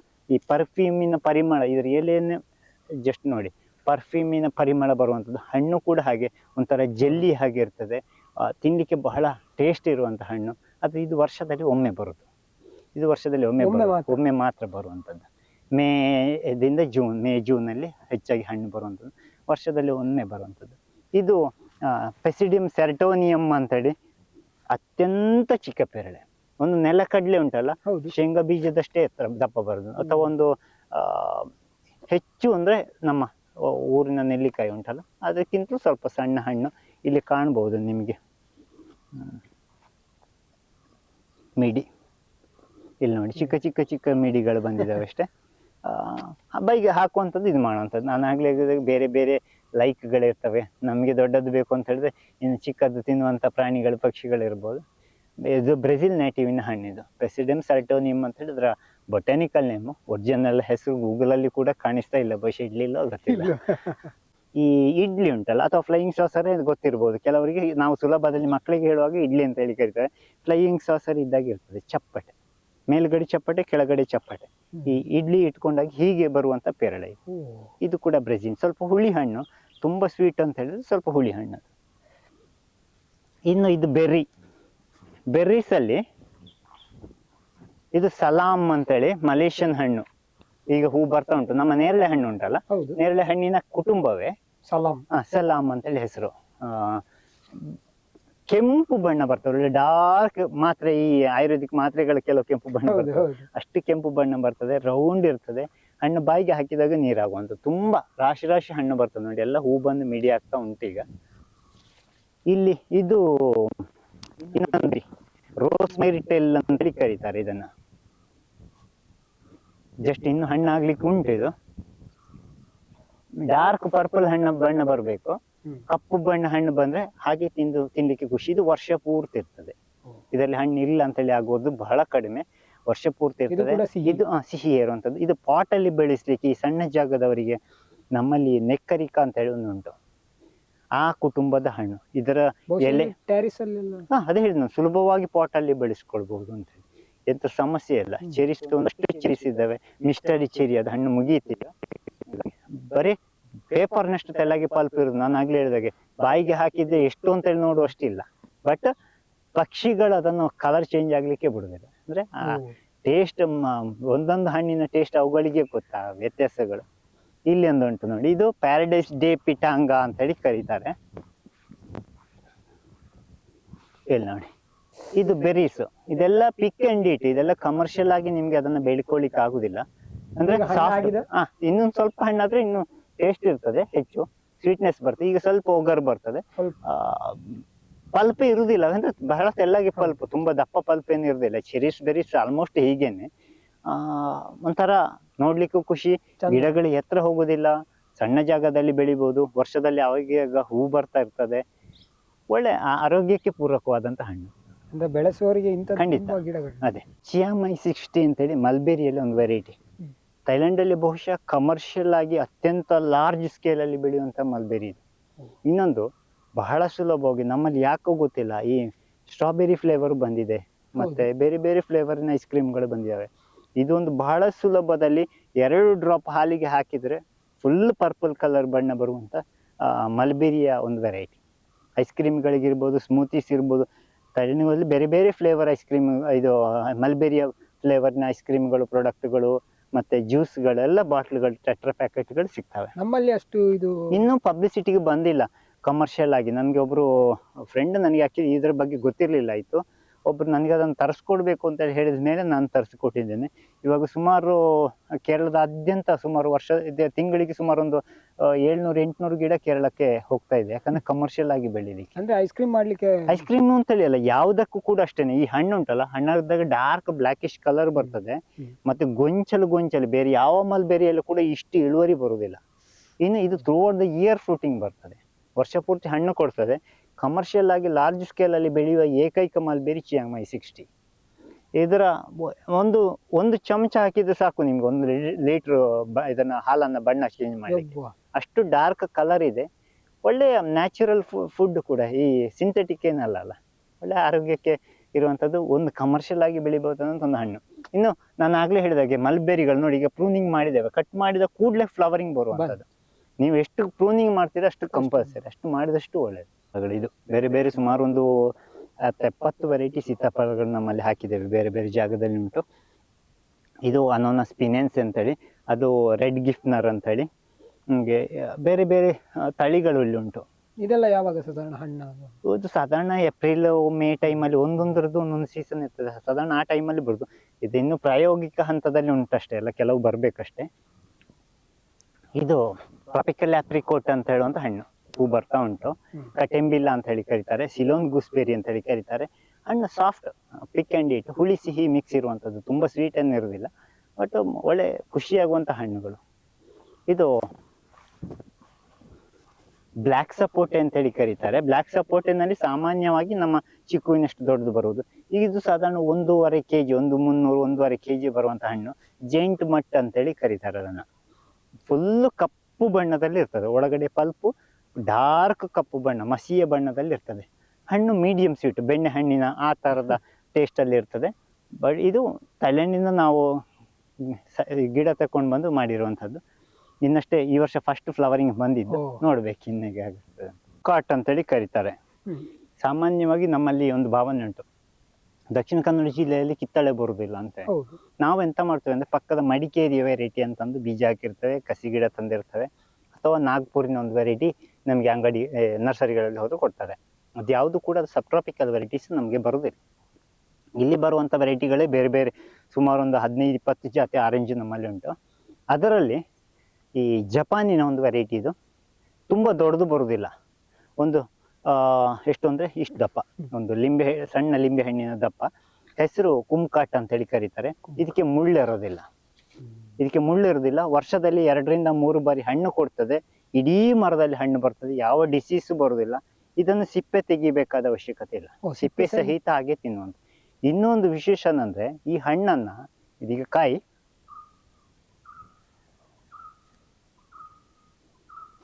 ಹಣ್ಣನ್ನ ಈ ತರ ನೀವು ರೌಂಡ್ ಆಗಿ ಇದರಲ್ಲೆಲ್ಲ ನೋಡ್ಬೋದು ನಿಮ್ಗೆ ಆನ್ಲೈನಲ್ಲಿ. ಈ ತರ ರೌಂಡ್ ಆಗಿ ಕಟ್ ಮಾಡಿ, ಕೇಸರಿ ಬಣ್ಣ ಬರ್ತದೆ ಇದು ಹಣ್ಣಾದಾಗ. ಈ ತರ ಕಟ್ ಮಾಡಿ ಸಕ್ಕರೆಯಲ್ಲಿ ಹಾಕಿ ಅದನ್ನು ಬಿಸಿಲಿಗೆ ಇಡಬೇಕು. ಬಿಸಿಲಿಗೆ ಇಟ್ಟಾಗ ಇದು ಬಿಸಿಯಾಗಿ ಮೆಲ್ಟ್ ಆಗ್ತದೆ. ಮೆಲ್ಟ್ ಆಗೋದಂದ್ರೆ ಈ ಸೋನೆ ಅಂಶ ಅದನ್ನು ಕರಗಿ ರಸಕ್ಕೆ ಸೇರಿಕೊಳ್ತದೆ. ಮತ್ತೆ ಮರುದಿವಸ ಅದರ ಮರುದಿವಸ ಅದನ್ನು ತೆಗೆದು ಡ್ರೈ ಮಾಡಿದರೆ ಯಾವ ಚಾಕ್ಲೇಟು ಬೇಡ, ಅಷ್ಟು ಟೇಸ್ಟ್ ಆಗ್ತದೆ. ನೀವು 1 ವರ್ಷ ಕೂಡ ಹಣ್ಣನ್ನು ಇಡ್ಬೋದು ಒಣಗಿಸಿ. ಇದನ್ನು ಕಮರ್ಷಿಯಲ್ ಮಾಡ್ತಾ ಇದ್ದಾರಾ ಅಥವಾ? ಖಂಡಿತವಾಗಿ ಜಪಾನಲ್ಲಿ ಇದರದ್ದು ಬೇರೆ ಬೇರೆ ಪ್ರಾಡಕ್ಟ್ಗಳು ಉಂಟು, ಡ್ರೈ ಫ್ರೂಟ್ಗಳು ಉಂಟು. ನಾನು ಆಗಲೇ ಹೇಳಿದೆ, ಎಂಥ ಕೆಲಸ ಇಲ್ಲ, ಬರೀ ಕಟ್ ಮಾಡೋದು, ಸಕ್ಕರೆಯಲ್ಲಿ ಹಾಕೋದು, ಅದು ನೀರಾಗಿ ಇದಾಗ್ತದೆ, ಅದನ್ನು ತೆಗೆದು ಬಿಟ್ಟು ಒಣಗಿಸೋದು, ಹಣ್ಣನ್ನು, ಉಳಿದ ಸಕ್ಕರೆಯನ್ನು ದೋಸೆಗೆ ಇದಕ್ಕೆ ಕೂಡ್ಲಿಕ್ಕೆ ಆಗ್ತದೆ. ಈ ಸಿಟ್ರಸಿನ ಜಾಮ್ ಥರ ಆಗ್ತದೆ, ಒಳ್ಳೆ ಟೇಸ್ಟ್. ಸಿಪ್ಪೆ ತೆಗಿಬೇಕಾಗಿಲ್ಲ, ಸಿಪ್ಪೆಗೆ ಈಗ ಸೊನ್ನೆ ಇರ್ತದೆ, ಬಟ್ ಹಣ್ಣಾದಾಗ ಆ ಸೊನೆಯನ್ನು ಹಾಗೆ ತಿಂದ್ಬಿಡ್ಬೋದು. ಈಗಲೂ ಕೂಡ ತಿನ್ನಬಾರ್ದು ಅಂತ ಹೇಳಿಲ್ಲ, ಸ್ವಲ್ಪ ಸೊನ್ನೆಯ ಸ್ಮೆಲ್ ಬರ್ತದೆ, ಬಟ್ ಹಾಗೆ ಅಗದು ಬಿಡ್ಬೋದು, ಕಹಿ ಬರುವುದಿಲ್ಲ. ಕಹಿ ಇಲ್ಲ. ಇದು ಆಕ್ಚುಲಿ ಥೈಲ್ಯಾಂಡಿನ ಒಂದು ಸೀಡ್ಲೆಸ್ ಲಿಂಬೆ. ನಮ್ಮಲ್ಲಿ ಕೂಡ ಸೀಡ್ಲೆಸ್ ಲಿಂಬೆ ಉಂಟು, ಆದ್ರೆ ಅದು ಗಜ್ಜೆ ಲಿಂಬೆ. ಇದು ಗಜ್ಜೆ ಲಿಂಬೆ ಅಲ್ಲ, ಇದು ನಾರ್ಮಲ್ ಲಿಂಬೆ. ಇದರ ವಿಶೇಷತೆ ಅಂತಂದ್ರೆ ಇದರಲ್ಲಿ ಬೀಜ ಇರುವುದಿಲ್ಲ, ಜೊತೆಗೆ ಇದರಲ್ಲಿ ಇರುವಷ್ಟು ಜ್ಯೂಸ್ ಮತ್ತು ಇದರ ಲಿಂಬೆ ಹುಳಿ ಎಷ್ಟಿರುವಂತ ಹುಳಿ ಬರೇ ಪೇಪರ್ ತೆಗಿಸಿ. ನೀವು ಗಜ್ಜೆ ಲಿಂಬೆದ್ದು ಸಿಪ್ಪೆ ದಪ್ಪ ಇರ್ತದೆ, ತುಂಬಾ ಹಿಡಿತದೆ, ತುಂಬಾ ಅಂದ್ರೆ ಸಿಕ್ಕಾಬಟ್ಟೆ ಹಿಡಿತದೆ. ಇಷ್ಟೇ ದೊಡ್ಡ ಆಗುದು, ಅಷ್ಟೇ ದೊಡ್ಡ ಆಗುವಂಥದ್ದು. ಇದರ ಜ್ಯೂಸ್ ಉಂಟಲ್ಲ, ನಿಮ್ಗೆ ಅದನ್ನ ನೋಡಿ, ಇದರಲ್ಲಿ ಒಂದು ಅರ್ಧ ಲೋಟ ಜ್ಯೂಸ್ ಬರ್ತದೆ. ಒಳ್ಳೆ ಜ್ಯೂಸು, ಒಳ್ಳೆ ಫುಲ್ ಜ್ಯೂಸು. ಒಂದೇ ಒಂದು ಬೇರೆ ಎಲ್ಲ ಲಿಂಬೆಗಳಿಗೆ ಕೂಡ ಸಿಟ್ರಸ್ ಕ್ಯಾಂಕರ್ ಬರ್ತದೆ, ಇದಕ್ಕೆ ಯಾವ ರೋಗ ಬರುವುದಿಲ್ಲ. ಜೊತೆಗೆ ಇದರಲ್ಲಿ ಮುಳ್ಳೆ ಇಲ್ಲ, ಅಷ್ಟು ಚಿಕ್ಕ ಮುಳ್ಳು ಇದೆ, ಇಲ್ಲ ಅಂತ ಹೇಳಿ ಅಲ್ಲ, ನಿಮ್ಗೆ ಎಲ್ಲೂ ಕೈಗೆ ತಾಗುದಿಲ್ಲ ಇದು ಮುಳ್ಳು. ಕಮರ್ಷಿಯಲ್ ಹಾಕಿ ನಮ್ಮಲ್ಲಿ ಸೌತ್ ಕೇಂದ್ರದಲ್ಲಿ ಲಿಂಬೆ ಮಾಡೋದಿದ್ರೆ ಇದರಷ್ಟು ಒಳ್ಳೆ ಜ್ಯೂಸ್ ಇದು ಐಟಮ್ ಬೇರೆ ಇಲ್ಲ ನಿಮ್ಗೆ. ಎಷ್ಟು ಹಿಂಡಿದ್ರು ಮುಗಿದಿಲ್ಲ, ಅಷ್ಟು ಜ್ಯೂಸ್ ಇದರಲ್ಲಿ, ಫುಲ್ ಜ್ಯೂಸು. ಒಂದು ಹಣ್ಣಿನಲ್ಲಿ ಕಡಿಮೆ ಅಂದ್ರೆ ಬೆಳೆಸ್ಬೇಕಾದ್ರೆ ಅಂದ್ರೆ ಏನಾದ್ರು ಬಿಸಿಲು, ಲಿಂಬೆ ಹಣ್ಣನ್ನ ಬೆಳೆಸ್ಬೇಕಿದ್ರೆ ನೀರು ಲಿಮಿಟೇಷನ್ ಇರುವಂತ ನೀರು ಬೇಕು, ಬಿಸಿಲು ಬೇಕು. ಬಿಸಿಲು ಇಲ್ಲದ ಜಾಗದಲ್ಲಿ ಲಿಂಬೆ ಬೆಳೆಸ್ಲಿಕ್ಕೆ ಆಗುದಿಲ್ಲ. ತೋಟದ ಒಳಗಡೆ ಹಾಕುವಂತ ನೀರು ಅಂತಂದ್ರೆ ಒಮ್ಮೆ ಹಣ್ಣು ಹೂ ಬಂದ ಮೇಲೆ ಸರಿಯಾಗಿ ನೀರು ಕೊಡ್ಬೇಕು ಅದಕ್ಕೆ, ವಾರಕ್ಕೊಮ್ಮೆ. ಇದು ಹಣ್ಣು ಆಗಿ ಕಾಯಾಗಿ ಕೊಯ್ದ ಮೇಲೆ 15 ದಿವಸ 1 ತಿಂಗಳಿಗೆ ನೀರೇ ಕೊಡಬಾರ್ದು, ಅದು ಸ್ಟ್ರೆಸ್ ಬೇಕು. ನಾನು ಆಗ್ಲೇ ಹೇಳಿದಾಗೆ ಮಕ್ಕಳಿಗೆ ಬೆತ್ತ ಹಿಡ್ಕೊಂಡ್ರೇನೆ ಪಾಠ ಕಲಿಯುವಂಥದ್ದು. ಇವುಗಳಿಗೂ ಕೂಡ ಅಷ್ಟೇ, ನೀರಿನ ಕೊರತೆ ಬಂದಾಗ ಏನಾಗ್ತದೆ ಅಂದ್ರೆ ಫ್ಲವರಿಂಗ್ಗೆ ಮಲ್ಲಿಗೆ ಬೆಳೀತಾರೆ, ಅವರಲ್ಲಿ ಕೇಳಿ ನೋಡಿದ್ರೆ ಗೊತ್ತಾಗ್ತದೆ ಹೇಗೆ ಬೆಳಿಬೇಕು ಅಂತ ಹೇಳುವಂಥದ್ದು. ಒಳ್ಳೆ ಕಮರ್ಷಿಯಲ್ ವ್ಯಾಲ್ಯೂ ಇರುವಂಥ ಲಿಂಬೆ ನೋಡಿ, ಫುಲ್ಲಿ ಈಗ ನಿಮ್ಮ ಗಜೆ ಲಿಂಬೆ ಅನ್ನೋದು ಮಾಡಿದ್ರೆ ಇದನ್ನು ಚುಚ್ಚಬೇಕು ನೀವು, ಇಲ್ಲದಿದ್ದರೆ ಜ್ಯೂಸ್ ಬರೋದಿಲ್ಲ, ಅಷ್ಟು ಗಟ್ಟಿ ಇರ್ತದೆ ಅದು. ಇದರಲ್ಲಿ ಈ ಸಿಪ್ಪೆ ಬರೀ ತೆಳ್ಳಗೆ ನೋಡಿ, ಅದು ಮೆಲ್ಟ್ ಆಗಿ ಅಷ್ಟು ನೀರಿನಲ್ಲಿ ಹಿಡಿದು ಹೋಗ್ತದೆ. ಒಳ್ಳೆ ಲಿಂಬೆ ಹಣ್ಣು. ಒಂದು ಗಿಡಗಳನ್ನ ಇಲ್ಲಿ ನಾವು ಈಗ ನೋಡಿದ್ವಿ, ಅದು ಹಣ್ಣಿನದ್ದಾಗಿರ್ಬೋದು ಹ್ಮ್. ಅಥವಾ ಬಾಳೆ ಗಿಡದ ಬಗ್ಗೆ ಆಗಿರ್ಬೋದು, ಹೌದು. ಬೇರೆ ಬೇರೆ ವೆರೈಟಿಯನ್ನ ನೋಡಿದ್ವಿ. ಮುಖ್ಯವಾಗಿ ಇದನ್ನ ನೀವು ಆಗ್ಲೇ ಹೇಳಿದಾಗೆ ಕಮರ್ಷಿಯಲ್ಗೆ ಬೆಳೆಸ್ತಾ ಇಲ್ಲ. ಹಾಗಾಗಿ ಯಾವ ಉದ್ದೇಶದಿಂದ ಇದನ್ನ ಮಾಡ್ತಾ ಇದ್ದೀವಿ? ಅರೆ, ನನ್ನ ಉದ್ದೇಶ ಇರುದೇ ನಮ್ಮ ಊರಿನ ಜನಗಳು ಇದನ್ನ ನೋಡ್ಬೇಕು. ನಾನು ಫಸ್ಟಿಗೆ ಈ ಗಿಡಗಳನ್ನೆಲ್ಲ ಸಂಗ್ರಹ ಮಾಡುವಾಗ ಇವನಿಗೆ ಬೇರೆ ಕೆಲಸ ಇಲ್ಲ, ಹುಚ್ಚ ಅಂತ ಹೇಳೋ ಪರಿಸ್ಥಿತಿ. ಸರಿ, ನಾನು ಹುಚ್ಚ, ಆದ್ರೆ ನನ್ನ ಉದ್ದೇಶ ಇರೋದು ನನ್ನಿಂದಾಗಿ ಒಂದಷ್ಟು ಹೊಸ ಬೆಳೆಗಳು ನಮ್ಮ ದೇಶಕ್ಕೆ ಬಂದು ನಮ್ಮ ರೈತರಿಗೆ ಒಂದಷ್ಟು ದುಡ್ಡು ಆಗ್ತದೆ ಅಂತ ಹೇಳಿದ್ರೆ, ನಾನು ಇವಾಗ ಇನ್ನೊಂದು 30-40 ವರ್ಷ ನಮ್ಮ ಲೈಫ್ ಇರಬಹುದು ಇದ್ರೆ, ಮುಂದಿನ ಜನ್ಮದಲ್ಲಿ ಕೂಡ ನಾವು ಮಾಡಿದೇನೆ ಅಂತ ಹೇಳಿ, ಜನ್ಮ ಉಂಟಾ ಇಲ್ವಾ ಬೇರೆ ಸಂಖ್ಯೆನ, ನಾವು ಭೂಮಿಗೆ ಇಂದ ಎಷ್ಟು ಪಡ್ಕೊಂಡಿದ್ದೇವೋ ಅಷ್ಟನ್ನು ಬಿಟ್ಟು ಹೋಗ್ಬೇಕು ಅಂತ ಹೇಳುವಂಥದ್ದು. ಯಾರು ಕೂಡ ದುಡ್ಡನ್ನ ಲಕ್ಷಗಟ್ಟಲೆ ಮಾಡಿಕೊಂಡು ಅನುಭವಿಸಿಕೊಂಡು ಇರ್ಲಿಕ್ಕೆ ಸಾಧ್ಯ ಇಲ್ಲ, ಅದು ಇಲ್ಲಿ ಬಿಟ್ಟೇ ಹೋಗ್ಬೇಕಾಗ್ತದೆ. ನಮ್ಮ ಖುಷಿ ಇನ್ನೊಂದು ನಾನೆಂತಂದ್ರೆ, ನನಗೆ ಇದರಲ್ಲಿ ಬಂದಷ್ಟು ಖುಷಿ ಬೇರೆ ಯಾವುದರಲ್ಲೂ ಸಿಗ್ಲಿಲ್ಲ. ಈ ಲೈಫಲ್ಲಿ ಇರುವಂತ ನೆಮ್ಮದಿ ಬೇರೆ ಎಲ್ಲೂ ಸಿಗ್ಲಿಲ್ಲ. ಪ್ರತಿ ದಿವಸ ಒಮ್ಮೆ ತೋಟಕ್ಕೆ ಒಂದು ರೌಂಡ್ ಹೊಡಿಯೋದ್ರೆ ನಿದ್ದೆ ಬರುವುದಿಲ್ಲ. ಇಲ್ಲಿ ಯಾವ ಮೂಲೆಯಲ್ಲಿ ಯಾವ ಗಿಡ ಇದೆ, ಏನಿದೆ, ಅದರ ಹೆಸರೇನು, ಎಲ್ಲ ಡೀಟೇಲ್ಸ್ ಕೂಡ ನನ್ನ ಸ್ವಂತ ಮಕ್ಕಳ ಹಾಗೆ ಇವುಗಳು. ಇಷ್ಟನ್ನು ಕೂಡ ನಾನು ಕ್ರಮೇಣ ನನ್ನ ಉದ್ದೇಶ ಅಂತಂದ್ರೆ, ಈ ಅಡಿಕೆ ಹೆಚ್ಚು ಸಮಯ ಭವಿಷ್ಯ ಇರ್ತದೆ ಅಂತ ನನಗೆ ಕಾಣಿಸ್ತಾ ಇಲ್ಲ. ಹಾಗಂತ ಹೇಳಿ 600 ರೂಪಾಯಿ 700 ರೂಪಾಯಿ ಅಡಿಕೆಗಿರುವಾಗ ಅಡಿಕೆ ನಡಬೇಡಿ, ಅಡಿಕೆಗೆ ಭವಿಷ್ಯ ಇಲ್ಲ ಅಂತ ಹೇಳಿದ್ರೆ ಯಾರು ಒಪ್ಲಿಕ್ಕೆ ಸಹಾಯ ಅಂದ್ರೆ ಅದೊಂಥರ ಮನುಷ್ಯರ ಗಿಲ್ಟ್. ಅದು ಅಡಿಕೆನೇ ಸರ್ವಸ್ವ ಅಂತ ಹೇಳುವ. ಈಗ ಸಾಧಾರಣ ಎಲ್ಲರೂ ರಂಬುಟಾನ್ ಕಡೆ ನೋಡ್ತಾ ಇದ್ದಾರೆ, ಮತ್ತೆ ಬೇರೆ ಬೇರೆ ವೆರೈಟಿ ಹಣ್ಣುಗಳ ಕಡೆ ಈಗ ಸ್ವಲ್ಪ ನೋಡ್ತಾ ಇದ್ದೀವಿ. ನಾನು ಆಗ್ಲಿ ಹಿಂದೆ ಹೇಳಿದೆ ನಿಮ್ಗೆ, ಮಲಯಾಳೀಸ್ ನಮ್ಗೆ ಗೈಡ್ ಕೊಟ್ಟದ್ದು ಅಂತ ಹೇಳಿ. ಈ ಹೊಸ ಹಣ್ಣುಗಳತ್ತ ಬೆಳಿಲಿಕ್ಕೆ ಕಾರಣನೇ ಅದು. ಈ ರಂಬುಟಾನ್ ಮತ್ತು ಮ್ಯಾಂಗೋಸ್ಟಿನ್ ಅನ್ನ ಕೂಡ ನಮ್ಮಲ್ಲಿ ಬೆಳಿಲಿಕ್ಕೆ, ಹಾಗಂತ ಹೇಳಿ ನಮ್ಮಲ್ಲಿ ಸ್ವಾತಂತ್ರ್ಯ ಸಿಕ್ಕಿದ ವರ್ಷ ನಮ್ಮ ಇವರು BC ರೋಡ್ ಹತ್ರ, ಅವ್ರ ಹೆಸರು ನೆನಪು ಬರ್ತಾ ಇಲ್ಲ ನನಗೆ, ಡಾಕ್ಟರ್ ಒಬ್ರು, ಅವರು ಫಸ್ಟ್ 1947ರಲ್ಲಿ ನಟ್ಟಿದಾರಂತ. ದೊಡ್ಡ ಮರ ಇದೆ, ನಮ್ಮ ದಕ್ಷಿಣ ಕನ್ನಡ ಅತ್ಯಂತ ದೊಡ್ಡ ಮರ ಅದು. ಹಾಗೆ ಇರುವಾಗ ಕರಿಂಗಣ್ಣ ಕಾಮತ್ ಅಂತ ಹೇಳಿ, KS ಕಾಮತ್ ಅಂತ ಹೇಳುವಂತವ್ರು ಅದನ್ನ ನಟ್ಟಿರುವಂತದ್ದು. ಇದೆ ಕೆಲವೊಂದಷ್ಟು ಹೊರಗಡೆ ಬರದೆ ಸೋತೋಗಿದೆ ಅಷ್ಟೇ. ಈ ವಿಚಾರಗಳು ಮಾಧ್ಯಮಗಳಿಗೆ ಸಿಗ್ಲಿಲ್ಲ, ಅದು ಪಬ್ಲಿಷ್ ಆಗ್ಲಿಲ್ಲ. ಹಾಗಾಗಿ ನಾನು ಆಗ್ಲೇ ಹೇಳಿದಾಗೆ ನೆಗ್ಲೆಷನ್ ಮತ್ತೆ ನಮ್ದು ಅದೆಲ್ಲ ಆಗುವಂತದ್ದಲ್ಲ, ಹೋಗುವಂತದ್ದಲ್ಲ ಅಂತ. ಅಂದ್ರೆ ಯಾಕೆ ಆಗುದಿಲ್ಲ ಅಂತ ಹೇಳಿ ರೈತ ತಕೊಂಡಿದ್ನ ಅವ ಮೇಲೆ ಬಂದಿದ್ದಾನೆ. ಅಂದ್ರೆ ಈಗ ಇಲ್ಲಿ ಮೇನ್ ಆಗಿ ಏನು ಅಂತ ಹೇಳಿದ್ರೆ, ರೈತರು ಡಿಫ್ರೆಂಟ್ ಆಗಿ ಯೋಚನೆ ಮಾಡಬಹುದು ಅಂತ ಖಂಡಿತವಾಗಿ ನೋಡುವಾಗ. ಇಷ್ಟು ಕಮರ್ಷಿಯಲ್ ಕ್ರಾಪ್ ಗಳಿದೆ, ಯಾಕೆ ನಾವು ಬೇರೆದನ್ನ? ಹೌದು, ಖಂಡಿತವಾಗಿ. ನಮಗೆ ಇನ್ನೊಂದೇನಂದ್ರೆ, ಫೈಟ್ ಇಲ್ಲದ ಬೆಳೆಗಳನ್ನ ಬೆಳಿಲಿಕ್ಕೆ ನಾವು ಪ್ರಯತ್ನ ಪಡ್ಬೇಕು. ನಮಗೆ ಎದುರಾಳಿ ಯಾರು ಇಲ್ವೋ ಅಥವಾ ಬೇರೆ ಪೂರೈಕೆ ಇಲ್ಲದಿರುವಂತ ಬೆಳೆಗಳನ್ನ ಬೆಳೆದ್ರೆ ಜೊತೆಗೆ ಅಡ್ವರ್ಟೈಸ್ಮೆಂಟ್ ಮಾಡುವಂತದ್ದು. ಫಾರ್ ಎಕ್ಸಾಂಪಲ್, ಇಲ್ಲಿ ಒಂದು ಗ್ಯಾಕ್ ಫ್ರೂಟ್ ಅಂತ ಹೇಳಿ ಒಂದು ಹಣ್ಣು ಬಂದಿತ್ತು, ಸುಮಾರು ಈಗಲೂ ಬರ್ತಾ ಇದೆ. ಆ ಹಣ್ಣಿನ ವಿಶೇಷತೆ ಏನಂದ್ರೆ, ಹಣ್ಣಿಗೆ ಟೇಸ್ಟ್ ಇಲ್ಲ, ಪರಿಮಳ ಇಲ್ಲ, ಮತ್ತೆ ಸ್ವೀಟ್ನೆಸ್ ಇಲ್ಲ, ಮತ್ತೆ ಬೀಜ ಮತ್ತು ಸಿಪ್ಪೆ ಮಾತ್ರ ಇರುವಂತದ್ದು, ಪಲ್ಪ್ ಏನೂ ಇಲ್ಲ. ಬಟ್ ಅದರ ಹಣ್ಣು ಕ್ಯಾನ್ಸರಿಗೆ ಅತ್ಯಂತ ಹೆಚ್ಚು ಔಷಧ, ಪರಿಣಾಮಕಾರಿ ಔಷಧ ಅಂತೆ. ಅದು ಒಂದು ಕಿಮೊಥೆರಪಿ ಮಾಡಿದಷ್ಟು ಅದರಲ್ಲಿ ಪ್ರಯೋಜನ ಇದೆ ಅಂತೆ. ಹಣ್ಣಿನ ಹೆಸರು ಗ್ಯಾಕ್ ಫ್ರೂಟ್. ಸುಮಾರು ಹಣ್ಣು ಬರ್ಲಿಕ್ಕೆ ಶುರು ಆಯ್ತು. ನಮ್ಗೆ ಅವಾಗ ಕ್ರೇಜ್, ನನಗೆ ಹಣ್ಣುಗಳನ್ನ, ಹಣ್ಣನ್ನೆಂತ ಮಾಡುದು, ರಾಶಿ ರಾಶಿ ಹಣ್ಣು ಬರ್ತದೆ, ಎಷ್ಟು ತಿನ್ಬಹುದು ನಾವು, ಹಾಗಂತ ಹೇಳಿ ಮಾರ್ಕೆಟ್ ಮಾಡ್ಬೇಕು ಅಂತ ಹೇಳಿ ಆಯ್ತು. ಆ ಸಮಯದಲ್ಲಿ ಇವರು ಒಂದು ಲೇಖನ ಬಂದಿತ್ತು ಸಾರಂಗದಲ್ಲೇ, ಸುಧಾದಲ್ಲಂತ. ಮೂಡುಬಿದ್ರಿಗೆ ನನಗೆ ಎಂತೋ ಕೆಲ್ಸಕ್ಕೆ ಹೋಗ್ಲಿಕ್ಕಿತ್ತು. 20 ಹಣ್ಣು ತಕೊಂಡೆ, 20+1. ಏನಿದ್ರು ಹೊಸ ಹಣ್ಣನ್ನ ಇಂಟ್ರೊಡಕ್ಷನ್ ಮಾಡ್ಬೇಕು ಅಂದಿದ್ರೆ, ಮಿಡ್ಲ್ ಮ್ಯಾನ್ ಯಾರು ಇರ್ತಾನೋ, ಮಾರಾಟಗಾರ ಯಾರು ಇರ್ತಾನೋ, ಸೆಲ್ಲರಿಗೆ ಒಂದು ಹಣ್ಣು ಟೇಸ್ಟಿಗೆ ಕೊಟ್ಟೆ, ಜ್ಯೂಸ್ ಮಾಡಿ ಕುಡಿ, ಜ್ಯೂಸ್ಲಿಗೆ ಆಗುವಂಥದ್ದು ಅಂತ ಹೇಳಿದೆ. ಮಾರಾಟ ಮಾಡಿ ಅವ ಹೇಳ್ದ, ನಣ್ಣರೆಂದು ಬೋಡ್ಚಿ ಇಂದ ಎಡ್ಡೆಜ್ಜಿ ಟೇಸ್ಟಿಜ್ಜಿ ಎಲ್ಲ ಕೊಣಪೂಜೆರು ಬೋಡ್ಚಿ ರಫ್ ಆಗಿ. ನಾನು ಹೇಳಿದೆ, ನೀನು ಹಣ್ಣು ಮಾರಾಟ ಆಗದಿದ್ದರೂ ತೊಂದರೆ ಇಲ್ಲ, ಹಣ್ಣನ್ನು ಇಲ್ಲಿಟ್ಟರು. ಒಂದು ಆರ್ಟಿಕಲ್ ಇಂದೊಂದು ಕಲರ್ ಜೆರಾಕ್ಸ್ ತಗೊಂಡೋಗಿದ್ದೆ, ಅದನ್ನು ಅಲ್ಲಿಟ್ಟೆ. ಹಣ್ಣು ಮಾರಾಟ ಆಗದಿದ್ರೆ ಬಿಸಾಡುವಾಗಿಲ್ಲ, ನಾನೇ ತಕೊಂಡು ಹೋಗ್ತಾನೆ, ಅಷ್ಟೊಂದು ಆ ಹಣ್ಣನ್ನು ನಾನೇ ತಕೊಂಡು ಹೋಗ್ತಾನೆ, ಬಂದು ಅಲ್ಲಿ ಇಡು. ಆಯ್ತು, ಒಪ್ಕೊಂಡ. ನೀ ಎಂತ ಧರ್ಮಕ್ಕಲ್ಲ ಅಂತ ಹೇಳಿ. ಎಷ್ಟಕ್ಕೆ ಮಾರಬೇಕು? 200 ರೂಪಾಯಿ. 200 ರೂಪಾಯಿ ಮಂತ ಪೋ ಅಂದವು. ನೀನು 200 ರೂಪಾಯಿ ಹೇಳ್ಬೇಕು, ನಂದು ಆರ್ಡ್ರ್. ಮತ್ತೆ 200 ರೂಪಾಯಿ ಹೇಳ್ಬೇಕು, 100 ನನಗೆ 100 ನಿನಗೆ ಸಿಕ್ಕಿದ್ರೆ ಅರ್ಧ ಅರ್ಧ. ಹಾಗೆ ಹೇಳಿದೆ, ಆರ್ಟಿಕಲ್ನಲ್ಲಿ ಇಟ್ಟಿದೆ. ನನಗೆ ಗೊತ್ತಿತ್ತು, ಯಾಕಂದರೆ ಲೋಕಲ್ ಮಾರ್ಕೆಟ್ ಕಷ್ಟ, ಸ್ವಲ್ಪ ಹೈಪರ್ ಮಾರ್ಕೆಟ್ ಬೇಕು. ಮೂಡಬಿದ್ರೆಯಲ್ಲಿ ಕಲೀಲಿಕ್ಕೆ ಬಂದವರು ಎಜುಕೇಟೆಡ್ ಪೀಪಲ್ಗಳಿದ್ದಾರೆ, ಅವ್ರಿಗೆ ಗೊತ್ತಿರ್ತದೆ. ಸ್ಟೂಡೆಂಟ್ಗಳಿರ್ಬೋದು, ಸ್ಟೂಡೆಂಟ್ಗಳ ತಂದೆ ತಾಯಿ ಇರ್ಬೋದು. ಹಣ್ಣು ಕೊಟ್ಟು ನನ್ನ ಕೆಲಸ ಆಗಿ ನಾನು ಇನ್ನೂ ಮೂಡುಬಿದ್ರೆಯಿಂದ ವೇಣೂರಿಗೆ ಮುಟ್ಟಿದ್ದೇನೆ. ಇನ್ನೊಂದು 8-9 ಕಿಲೋಮೀಟರ್ ನನ್ನ ಮನೆಗೆ ಬಾಕಿ ಇದೆ. ಬಟ್ರೆ ಅವು ಮುಗಿಂಡು ನನಗಿತ್ತನ ಅಂದ್ರೆ ಎಲ್ಲಿ ನಾವು ಅಡ್ವರ್ಟೈಸ್ಮೆಂಟ್ ಮಾಡುವಲ್ಲಿ ಸೋಲ್ತೇವೆ ನಾವು. ಎಲ್ಲ ಫಾರ್ಮರ್ಗಳು ಕೂಡ ಅಪ್ಪ ಹಾಕಿದ ಆಲದ ಮರ, ಯಾರೋ ಒಬ್ಬ ವ್ಯಾಪಾರಿ ಇದ್ದಾನೆ ಅವನಿಗೆ ಕೊಂಡೋಗಿ ಕೊಡುದು. ನಮಗೆ ಆ ಮಾರಾಟ ಮಾಡೋ ಟ್ರಿಕ್ಸ್ ಗೊತ್ತಿಲ್ಲ, ಅದರಲ್ಲಿ ಇರುವಂಥ ಪೋಷಕಾಂಶಗಳು, ಅದರಲ್ಲಿರುವಂಥ ಇದು ಎಲ್ಲಿವರೆಗಾಗಿದೆ ಅಂದರೆ, ಆ ವರ್ಷ ನನಗೆ 40,000 ರೂಪಾಯಿ ಒಂದು ಬಳ್ಳಿಯಲ್ಲಿ ಹಣ್ಣು ಮಾರಾಟ ಮಾಡಿ ಸಿಕ್ಕಿದೆ ನನಗೆ. ಅವನಿಗೆ ಕೊಟ್ಟಿದ್ದು ಎಲ್ಲ ಅವನೇ ಹಣ್ಣು ಮಾರಿದ್ದು, ಬೇತೆರೆಗಳ ಕೊರಡ್ಸಿ ಇದೆ ಪತಬಲ್ಲಿ. ಹಾಗೆ ಇಲ್ಲಿಂದ ಗಿಡವನ್ನು ತಕೊಂಡೋಗಿ ಸಕ್ಸಸ್ ಆದವರು ಕೂಡ ಇದ್ದಾರೆ, ತುಂಬಾ ಜನ ಇದ್ದಾರೆ. ಬೇರೆ ಬೇರೆ ಹಣ್ಣುಗಳಿಗೆ ನಾವು ಉದಾಹರಣೆ ಕೊಡ್ಬೋದು. ಏರಿಯಾ ವೈಸ್ ನಾವು ಅದನ್ನ ಕೊಡ್ತಾ ಇರ್ತೇವೆ. ಬೇರೆ ಬೇರೆ ಇಲ್ಲಿ ತುಮಕೂರಲ್ಲಿ ಒಬ್ರು ಇದ್ದಾರೆ, ಅವ್ರ ಹೆಸರು ಹರೀಶ್ ಅಂತ ಹೇಳಿ, ಅವ್ರು ಮಾಡ್ತಾ ಇದ್ದಾರೆ. ಬೆಣ್ಣೆಹಣ್ಣಲ್ಲಿ ಸುನಿಲ್ ಅಂತ ಹೇಳಿ ಬೇರೆ ಬೇರೆ. ಈ ನಾವು ಹೆಚ್ಚು ಈ ಬೆಣ್ಣೆಹಣ್ಣು ಬಯಲುಸೀಮೆಯವರು ಅಂತ ಹೇಳುವಾಗ ಮೆಕ್ಸಿಕನ್ ಹ್ಯಾಸು, ಲೆಂಬ್ ಹ್ಯಾಸು ಇಂಥವುಗಳನ್ನ ಕೊಡ್ತೇವೆ. ಆಮೇಲೆ ಇಲ್ಲಿ ನಾರಾವಿ ಹತ್ರ ಒಬ್ರು ಶೆಣೈ, ಅವರ ಹೆಸರು ಶಿವಾನಂದ ಶೆಣೈ ಅಂತೇಳಿ, ಅವರೊಂದಷ್ಟು ಸ್ನೇಕ್ ಫ್ರೂಟ್ ಈಗ ನಿನ್ನೆ ಫೋನ್ ಮಾಡಿದ್ರು, ಹೀಗೆ ಬರ್ತಾ ಉಂಟು, ಹಣ್ಣು ಬರ್ತಾ ಉಂಟು, ಎಲ್ಲ ಡೀಟೇಲ್ಸ್. ಅವರು ಜಬೋಟಿಕಾ ಇವರ ಇಂಥವರ ಯಶಸ್ಸು ಆದಾಗ ಅದೇ ನಿಮಗೊಂದು ಅವಾರ್ಡ್. ಅಂದ್ರೆ ನಮ್ಗೆ ಅವಾರ್ಡ್ಗೆ ಅಂತ ಎಲ್ರು ಕೇಳಲಿಕ್ಕುಂಟು, ಆ ಪ್ರಶಸ್ತಿ ಬರ್ಲಿಲ್ಲ, ಈ ಪ್ರಶಸ್ತಿಗೆ ಅರ್ಜಿ ಹಾಕಿ. ನಾವು ಅರ್ಜಿ ಹಾಕಿ ದಾನ ಬೇಡ್ಕೊಳ್ಳೋ ವ್ಯವಸ್ಥೆ ಅಲ್ಲ. ನಾವು ರೈತರು, ನಮ್ಗೆ ಏನಿದ್ರು ಕೂಡ ಅವ್ರು ಏನು ಕೊಡ್ತಾರೆ ಅದನ್ನ ತಗೊಳ್ತೀವಿ, ಹೊರತುಪಡಿಸಿ ನಾವು ಅದರ ಬೆನ್ನ ಹಿಂದೆ ಹೋಗೋದಿಲ್ಲ. ನಮ್ಮ ಉದ್ದೇಶ ಏನಂದ್ರೆ ನಾವು ಸ್ಲೈಟ್ಲಿ ನಮ್ಮಷ್ಟಕ್ಕೆ ನಾವು ಕೆಲಸ ಮಾಡಿ. ಇವಾಗ ಏನಾಗಿದೆ ಅಂದ್ರೆ, ವಿಜ್ಞಾನಿಗಳಿರ್ಬೋದು, ನಿಮ್ಮ ಮರಿಗೌಡ ಅಂತಾರಾಷ್ಟ್ರೀಯ ಉದ್ಯಾನವನ ಆಗ್ತಾ ಉಂಟು ತುಮಕೂರಲ್ಲಿ, ಅದರಲ್ಲಿ ಕೂಡ ನಾವು ಗಿಡಗಳನ್ನು ಸಪ್ಲೈ ಮಾಡ್ತಾ ಇದ್ದೇವೆ.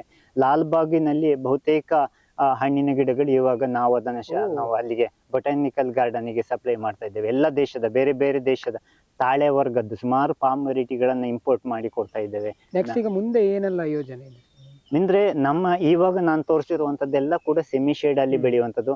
ಹಲಸು ಮತ್ತು ಮಾವು ಸಪೋಟಗಳು ಇನ್ನೊಂದು ಸಪರೇಟ್ ತೋಟದಲ್ಲಿ ನಾವು ಹಾಕ್ತಾ ಇದ್ದೇವೆ. ಯಾಕಂದ್ರೆ ಅದಕ್ಕೆ ಸ್ವಲ್ಪ ಬಿಸಿಲು ಬೇಕಾಗ್ತದೆ, ಈ ತರ ನೀರಿನ ಜಾಗ ಆಗುದಿಲ್ಲ. ಇನ್ನೊಂದಂದ್ರೆ ಬ್ರ್ಯಾಂಡ್ ಆಗಿ ಯಾವುದೇ ಒಂದು ಪ್ರಾಡಕ್ಟ್ ಅನ್ನ ಯಾರೋ ಒಬ್ರು ಬ್ರ್ಯಾಂಡ್ ಆಗಿ ಮಾಡೋದಿದ್ರೆ, ಬಲ್ಕ್ ಅಲ್ಲಿ ಮಾಡೋದಿದ್ರೆ, ಅಥವಾ ಫಾರ್ಮರೇ ಆಗ್ಲಿ 1,000 ಮಾಡೋದಿದ್ರೆ ನಮ್ದು ಪ್ರೋತ್ಸಾಹ ಅವರಿಗೆ. ಬರೇ ಇನ್ನೊಂದು ಪ್ರತಿ ಮನೆಯವರು, ಈಗ ಶಾಲೆ ಮಕ್ಕಳನ್ನ ಸುಮಾರು 30-40 ಶಾಲೆಯವರು ನಮ್ಮಲ್ಲಿಗೆ ಬಂದಿದ್ದಾರೆ.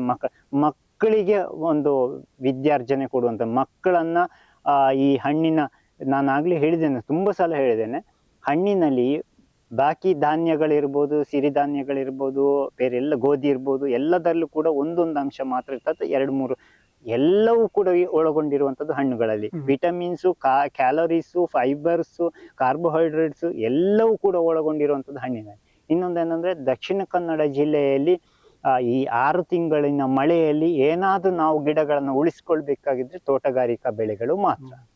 ಇಲ್ಲಿ ಕೊಕ್ಕೋ ಬೆಳೆದು ಸಕ್ಸಸ್ ಆಗ್ಲಿಲ್ಲ, ನಾವು ಹೇಗೆ ಇನ್ಕಮ್ ಹೆಚ್ಚು ಬರುದಿಲ್ಲ. ಜಾಯಿಕಾಯಿಯಲ್ಲೂ ಕೂಡ ಸಮಸ್ಯೆಗಳನ್ನು ಕಂಡಿದ್ದೇವೆ. ಅಡಿಕೆ ಅಂತೂ ಎಲೆ ಚುಕ್ಕ ಇನ್ನು ಬಹುಶಃ ಅದು ಮುಂದಕ್ಕೆ ಹೋಗ್ಲಿಕ್ಕೆ ಹೆಚ್ಚು ಸಮಯ ಬಿಡೋದಿಲ್ಲ. ಈಗ ಏನಾಗಿದೆ ಅಂದ್ರೆ, ಮೊದ್ಲು 10 ಎಕರೆ ಇದ್ದದ್ದು ಈಗ 50 ಎಕರೆ ಆಗಿದೆ. 10 ಎಕರೆಯಲ್ಲಿ ಸಿಗುವ ಬೆಳೆ 50 ಎಕರೆಯಲ್ಲಿ ಸಿಗೋದಿಲ್ಲ. ಬೆಳೆ ಕಡಿಮೆ ಆಗಿದೆ, ವಿಸ್ತರಣೆ ಜಾಸ್ತಿ ಆಗಿದೆ ಅಷ್ಟೇ ಹೊರತು ಕೊಯ್ಲುಗಳು 5 ಕೊಯ್ಲು ಆಗ್ತಿದ್ದದ್ದು 2 ಕೊಯ್ಲಿನಲ್ಲಿ ನಿಂತ್ಕೊಂಡಿದೆ. ಕೆಲವರು ಕೊಯ್ಲೇ ಮಾಡದ ಪರಿಸ್ಥಿತಿ ಬಂದಿದೆ. ಹಾಗಾಗಿ ಪರ್ಯಾಯಕ್ಕೆ ನಾವು ನಿಧಾನವಾಗಿ ಇಳ್ಕೊಳ್ಳಿಲ್ಲ ಅಂತ ಹೇಳಿದ್ರೆ ಕೃಷಿಯನ್ನ ಬಿಟ್ಟು ಸಾಫ್ಟ್ವೇರ್ನ ಹತ್ರ ಹೋಗ್ಬೇಕಾಗ್ತದೆ. ಅದು ಏನು ಭವಿಷ್ಯ ಇದ್ದದ್ದು. ಹಾಗಾಗಿ ಬಹುಶಃ ಇಂಥ ಹಣ್ಣುಗಳನ್ನು ನೋಡ್ಬೋದು. ಖಂಡಿತವಾಗಿಯೂ ಹಣ್ಣಿನ ಹಿಂದೆ ಬಿದ್ರೆ ನಷ್ಟ ಅಂತೂ ಬರ್ಲಿಕ್ಕಿಲ್ಲ. ಹೊಸ ಹಣ್ಣುಗಳನ್ನ ಏನಿದ್ರು ಕೂಡ ಹೊಸತನ್ನ ನಾವಾದ್ರೂ ಕೂಡ ಅಷ್ಟೇನೆ, ಕಳೆದ ವರ್ಷ ತಕೊಂಡ ಚಪ್ಪಲಿಯನ್ನು ಈ ವರ್ಷ ತಕೊಳ್ಳೋದಿಲ್ಲ, ಬ್ರ್ಯಾಂಡ್ ಚೇಂಜ್ ಮಾಡ್ತೇವೆ. ಹಾಗೆ ಗ್ರಾಹಕರು ಕೂಡ ಹೊಸತನ್ನ ಹುಡುಕ್ತಾ ಇರ್ತಾರೆ. ನಾವು ಹೊಸತನ್ನ ಸಪ್ಲೈ ಮಾಡ್ತಾ ಇದ್ರೆ, ಇವಾಗ ನಮ್ಮ ನರ್ಸರಿಯಲ್ಲಿ ಸುಮಾರು ಒಂದು 800 ಜಾತಿ ಹಣ್ಣಿನ ಗಿಡಗಳನ್ನು ನಾವು ಸೇಲ್ ಮಾಡ್ತೇವೆ. ಒಂದು ಸಲ ಕೊಟ್ಟದಲ್ಲದೆ ಈ ನರ್ಸರಿಯವರು ಈಗ ಹೆಚ್ಚಾಗಿ ನಮ್ಮಲ್ಲಿ ಕನ್ಯಾಕುಮಾರಿಯಿಂದ ಹಿಡಿದು ವೆಸ್ಟ್ ಬೆಂಗಾಲ್ ವರೆಗೆ ನಾವು ನರ್ಸರಿಗಳಿಗೆ ಶಿಪ್ಮೆಂಟ್ ಕೊಡ್ತೇವೆ. ಆದ್ರೆ ಇಲ್ಲಿ ಎಲ್ಲರೂ ಬಂದವರು ಕೇಳುದು ಎಂತ ಅಂದ್ರೆ, ಇನ್ನು ಹೊಸತೆಂತದ್ದುಂಟು ಅಂತ. 1 ತಿಂಗಳು ಕೊಟ್ಟದಲ್ಲದೆ ಹೊಸ ನ್ಯೂ ಅರೈವಲ್ಸ್ ಅಂತ ಕೊಡ್ತೀರಿ ನಮ್ಗೆ ಅಂತ ಹೇಳಿ. ಯಾಕಂದ್ರೆ ಮನುಷ್ಯರು ಕೇಳುವಂತದ್ದನ್ನೇ ಹೊಸ ಟ್ರೆಂಡ್ ಇರ್ತದೆ. ಹಾಗಾಗಿ ಹೊಸತನ್ನ ಮತ್ತೊಂದು ನನಗನ್ಸುದು ಎಕ್ಸ್ಪೆರಿಮೆಂಟ್ ಮಾಡಿ ನೋಡ್ಬೋದು. ಖಂಡಿತವಾಗಿಯೂ ಕೂಡ ಸ್ವಲ್ಪ ಈಗ ನಮ್ಮಲ್ಲಿ ನಿನ್ನೆ ಒಬ್ರು ಬಳ್ಳಾರಿಯಿಂದ ಅಚಾಚ ಗಿಡ ನಾನು ಕಮರ್ಷಿಯಲ್ ಆಗಿ ನಾನು ಹೇಳಿದೆ, ಕಷ್ಟಿಗೆ ಒಂದು 20 ಗಿಡ ಹಾಕಿ ನೋಡಿ. ಅದರಲ್ಲಿ ನಿಮ್ಗೆ ಒಳಿತು ಕೆಡಕು. ಯಾಕಂದ್ರೆ ನಾನು ಇಲ್ಲಿ ಕೂತ್ಕೊಂಡು ಅಲ್ಲಿಯ ಪಾಠವನ್ನು ನಾನು ಹೇಳಿಕ್ ಆಗುದಿಲ್ಲ. ಅಲ್ಲಿ ಸಮಸ್ಯೆಗಳೇ 2-3 ವರ್ಷದಲ್ಲಿ ನಿಮ್ಗೆ ಪ್ಲಸ್ ಮೈನಸ್ 2 ಗೊತ್ತಾಗ್ತದೆ. ಮತ್ತೆ ಹಾಕಿಕೊಳ್ಳಿ ಮುಂದಕ್ಕೆ ಅಂತ ಹೇಳಿ. ಹಾಗೆ ಈ ಗಿಡಗಳು ಬೇಕು ಅಂತಾದ್ರೆ ಹೇಗೆ ನಿಮ್ಮನ್ನ ಸಂಪರ್ಕಿಸಬಹುದು? ನೇರವಾಗಿ ನಮ್ಮ ಮೊಬೈಲ್ ನಂಬರ್ಗೆ ಕಾಂಟ್ಯಾಕ್ಟ್ ಮಾಡ್ಕೋಬಹುದು. ಅಥವಾ ನೀವು ಬರೋದಿದ್ರೆ ನೀವು ನಿಮ್ಗೆ ಫಾರ್ಮ್ ನೋಡಬೇಕು ಅಥವಾ ಎಲ್ಲ ತಿಳುವಳಿಕೆ ಕೊಡ್ಬೇಕು ಅಂದ್ರೆ ಮುಂಚಿತವಾಗಿ 1-2 ದಿವಸ ಮುಂಚೆ ಹೇಳ್ಬೇಕಾಗ್ತದೆ. ಎಲ್ಲ ಡೀಟೇಲ್ಸ್ ಅನ್ನ ಅಪ್ ಟು ಡೇಟ್ ನಾವು ಹೇಳ್ಕೊಡ್ತೇವೆ. ಯಾವ್ದನ್ನ ಮಾಡ್ಕೋಬಹುದು, ಗೈಡೆನ್ಸ್ ಮಾತ್ರ ಆಯ್ಕೆ ಅವರಿಗೆ ಬಿಟ್ಟದ್ದು. ನಮ್ಮಲ್ಲಿ ನೀವು ಒಂದು ಹೇಳಿ ಅಂತ ಹೇಳಿದ್ರೆ ನಾವು ಹೇಳುದಿಲ್ಲ. ಖಂಡಿತ. ಗಿಡಗಳು ತಗೊಳ್ಳುವಾಗಲೂ ಅಷ್ಟೇ, ನೀವು ಕೊಡಿ ಅಂತ ಹೇಳಿದ್ರೆ ನಾವು ಒಳ್ಳೆ ಗಿಡ 4 ಕೊಡಿ ಅಂತ ಹೇಳಿದ್ರೆ ನಾವು ಕೊಡೋದಿಲ್ಲ. ನಿಮಗೆ ಯಾವುದು ಬೇಕು ಅದರ ಸಲಹೆ ನಾವು ಕೊಡ್ತೇವೆ. ಫಾರ್ ಎಕ್ಸಾಂಪಲ್ ಮಾವಿನಕಾಯಿಯಲ್ಲಿ ಹುಳ ಆಗದಿದ್ದದ್ದು ನಮ್ಮ ಊರಿನಲ್ಲಿ ಬರುವಂಥದ್ದು ಯಾವುದು ಅಂತ ಹೇಳಿದ್ರೆ ನಾವು ಚಾಯ್ಸ್ ಹೇಳ್ತೇವೆ ಅಷ್ಟೇ ಹೊರತು ಆಯ್ಕೆ ನಿಮಗೆ ಬಿಟ್ಟಿದ್ದು. ಹಾಗೆ ಸ್ವಾತಂತ್ರ್ಯ ನಿಮ್ಮದು. ಬಹುಶಃ ನೀವು ಎಲ್ಲಾ ಕಡೆ ಕಳಿಸಿ ಕೊಡ್ತೀರಿ ಕೂಡ ಬೇಕು ಅಂತ. ಬಲ್ಕ್ ಅಲ್ಲಿ ಇದ್ರೆ ಕಳಿಸ್ಕೊಡ್ತೇವೆ, ಬಟ್ ಗಾಡಿ ವ್ಯವಸ್ಥೆ ಒಂದು ಅವ್ರು ಮಾಡಬೇಕು, ಇಲ್ಲಾಂದ್ರೆ ನಾವು ಗಾಡಿಯ ವ್ಯವಸ್ಥೆ ಮಾಡಿ ಕೊಡ್ಬೇಕಾಗ್ತದೆ. ಸೊ ಮುಂದಿನ ಅಂದ್ರೆ ಯೋಜನೆಯಲ್ಲಿ ಒಂದು ನೀವು ಹೇಳಿದಾಗೆ ಹಲಸಿನ ಇದು ಮತ್ತು ಮಾವಿನ ಇದು. ಹಲಸಿನ ತಳಿಗಳು ತುಂಬಾ ವೆರೈಟೀಸ್, ಒಳ್ಳೆ ಕಮರ್ಷಿಯಲ್ ವೆರೈಟೀಸ್ ಉಂಟು, ಮಾವಿನಲ್ಲಿ ಉಂಟು. ಈಗ ನಾನು ಹೇಳಿದಾಗೆ ಚಿಕ್ಕು ಸಪೋಟ ಅಂದ್ರೆ ಒಂದೇ ವೆರೈಟಿ ಸಪೋಟೆ ನಮಗೆ ಚಿಕ್ಕು ಗೊತ್ತು. ಸಪೋಟ ಮಾತ್ರ ಅಲ್ಲ, ಸಪೋಟೆ ಅಂತ ಹೇಳುವಂತ ಒಂದು ಫೀಲ್ಡ್ ಇದೆಯಲ್ಲ, ಅದೊಂದಷ್ಟು ಹಣ್ಣುಗಳಿದೆ. ಮೆಮ್ಮೆ ಸಪೋಟೆ, ಗ್ರೀನ್ ಸಪೋಟೆ, ಬ್ಲಾಕ್ ಸಪೋಟೆ, ವೈಟ್ ಸಪೋಟೆ, ರೋಸ್ ಸಪೋಟೆ, ನಿಜ ಹೀಗೆ ಹೇಳ್ಬೇಕಂದ್ರೆ ಸಪೋಟೆಗಳ ಮಧ್ಯೆ ಸಪೋಟ ಮಾತ್ರ ನಾವು ಕಂಡಿದ್ದೇವೆ. ಸಪೋಟೆಗಳನ್ನ ಇನ್ನೂ ಹೊರತರಬೇಕು. ಅಲ್ಲ, ನಿಜವಾಗ್ಲೂ ಹೇಳ್ಬೇಕಂದ್ರೆ ನಾವೆಲ್ಲ ಹಣ್ಣು ಅಂತ ಹೇಳಿದ್ರೆ ಮನೆಯಲ್ಲಿ ಒಂದು ಹಣ್ಣು ಇರ್ತದೆ ಅದನ್ನ ನೋಡ್ತೇವೆ ಅಷ್ಟೇ, ಬಟ್ ಇಷ್ಟೆಲ್ಲ ವೆರೈಟಿ. ನಾನು ಫಸ್ಟಿಗೆ ಶಾಲೆ ಮಕ್ಕಳು ಬರ್ತಾರೆ, ಪುಟಾಣಿ ಮಕ್ಕಳು ಬರ್ತಾರೆ, ಅವರಲ್ಲಿ ಕೇಳಿಕೊಂಡು ಹಣ್ಣಿನ ಒಂದು 10 ಹೆಸರು ಅಂತ ಹೇಳಿದ್ರೆ ಆಪಲ್, ದ್ರಾಕ್ಷಿ, ಮೂಸಂಬಿ ಇಷ್ಟೇ ಗೊತ್ತು ಮಕ್ಕಳಿಗೆ, ಏನು ಗೊತ್ತಿಲ್ಲ. ಆದ್ರೆ ಇಲ್ಲಿ ಬಂದು ನೋಡಿದಾಗ ಅನ್ನಿಸ್ತದೆ ಬಹುಶಃ ಇಷ್ಟೆಲ್ಲ ಒಂದು ವೆರೈಟಿ ಇದೆ ಅಂತ. ಇದು ಆಯ್ತಾ ಅಲ್ವಾ? ಆಯ್ತು, ಈಗ ಒಂದು ಸ್ವಲ್ಪ ಒಂದೆರಡು ಉಂಟು, ತೊಂದರೆ ಇಲ್ಲ. ಇಲ್ಲಿಗೆ ಎಂಡ್ ಮಾಡುವ, ಕ್ಲೋಸ್ ಮಾಡುವ. ಸೊ ಹಾಗೆ ಇಷ್ಟು ನಮ್ಮನ್ನ ಬಹುಶಃ ಸ್ಟಾರ್ಟಿಂಗ್ ಇಂದ ಹಿಡಿದು ಈವರೆಗೂ ಕೂಡ ನಾವು ಒಂದು ಬೇರೆ ಲೋಕದಲ್ಲಿ ಇದ್ವಿ ಅಂತ ಅನ್ನಿಸ್ತದೆ. ಅಂದ್ರೆ ಹಣ್ಣಿನ ಲೋಕದಲ್ಲಿ, ಹಣ್ಣಿನ ಪ್ರತಿಯೊಂದು ಅದು ನೀವು ಹೇಳುವಾಗ ನಮ್ಗೆ ಆಶ್ಚರ್ಯ ಆಗ್ತಿತ್ತು, ಇಂಥದ್ದು ಉಂಟಂತ. ಅಷ್ಟು ಒಂದು ವಿಸ್ಮಯವಾದಂತಹ ಲೋಕ. ಬಹುಶಃ ಪ್ರತಿಯೊಬ್ರು ಕೂಡ ಇಲ್ಲಿ ಬಂದು ನೋಡ್ಬೇಕು. ಎಸ್ಪೆಷಲಿ ಮಕ್ಕಳು, ಖಂಡಿತವಾಗಿಯೂ ತಂದೆ ತಾಯಿಗಳು ಮಕ್ಕಳನ್ನ ಕರ್ಕೊಂಡು ಬನ್ನಿ, ಶಾಲೆಯವರು ಮಕ್ಕಳನ್ನ ಕರ್ಕೊಂಡು ಬನ್ನಿ, ಈ ಒಂದು ವಿಸ್ಮಯ ಲೋಕವನ್ನ ನೋಡಿ ಅಂತ ಹೇಳುವಂಥದ್ದು ನನ್ನ ಆಶಯ. ಹಾಗೆ ಇಷ್ಟೊತ್ತು ನಮಗೆ ಪೂರ್ತಿಯಾಗಿ ಸಮಯವನ್ನ ಪ್ರೀತಿಯಿಂದ ನೀಡಿ ನಮಗೆ ಹಣ್ಣುಗಳ ಬಗ್ಗೆ ಪರಿಚಯ ಮಾಡಿಕೊಟ್ಟಿದ್ದೀರಿ. ತುಂಬು ಹೃದಯದ ಧನ್ಯವಾದಗಳು ಸರ್.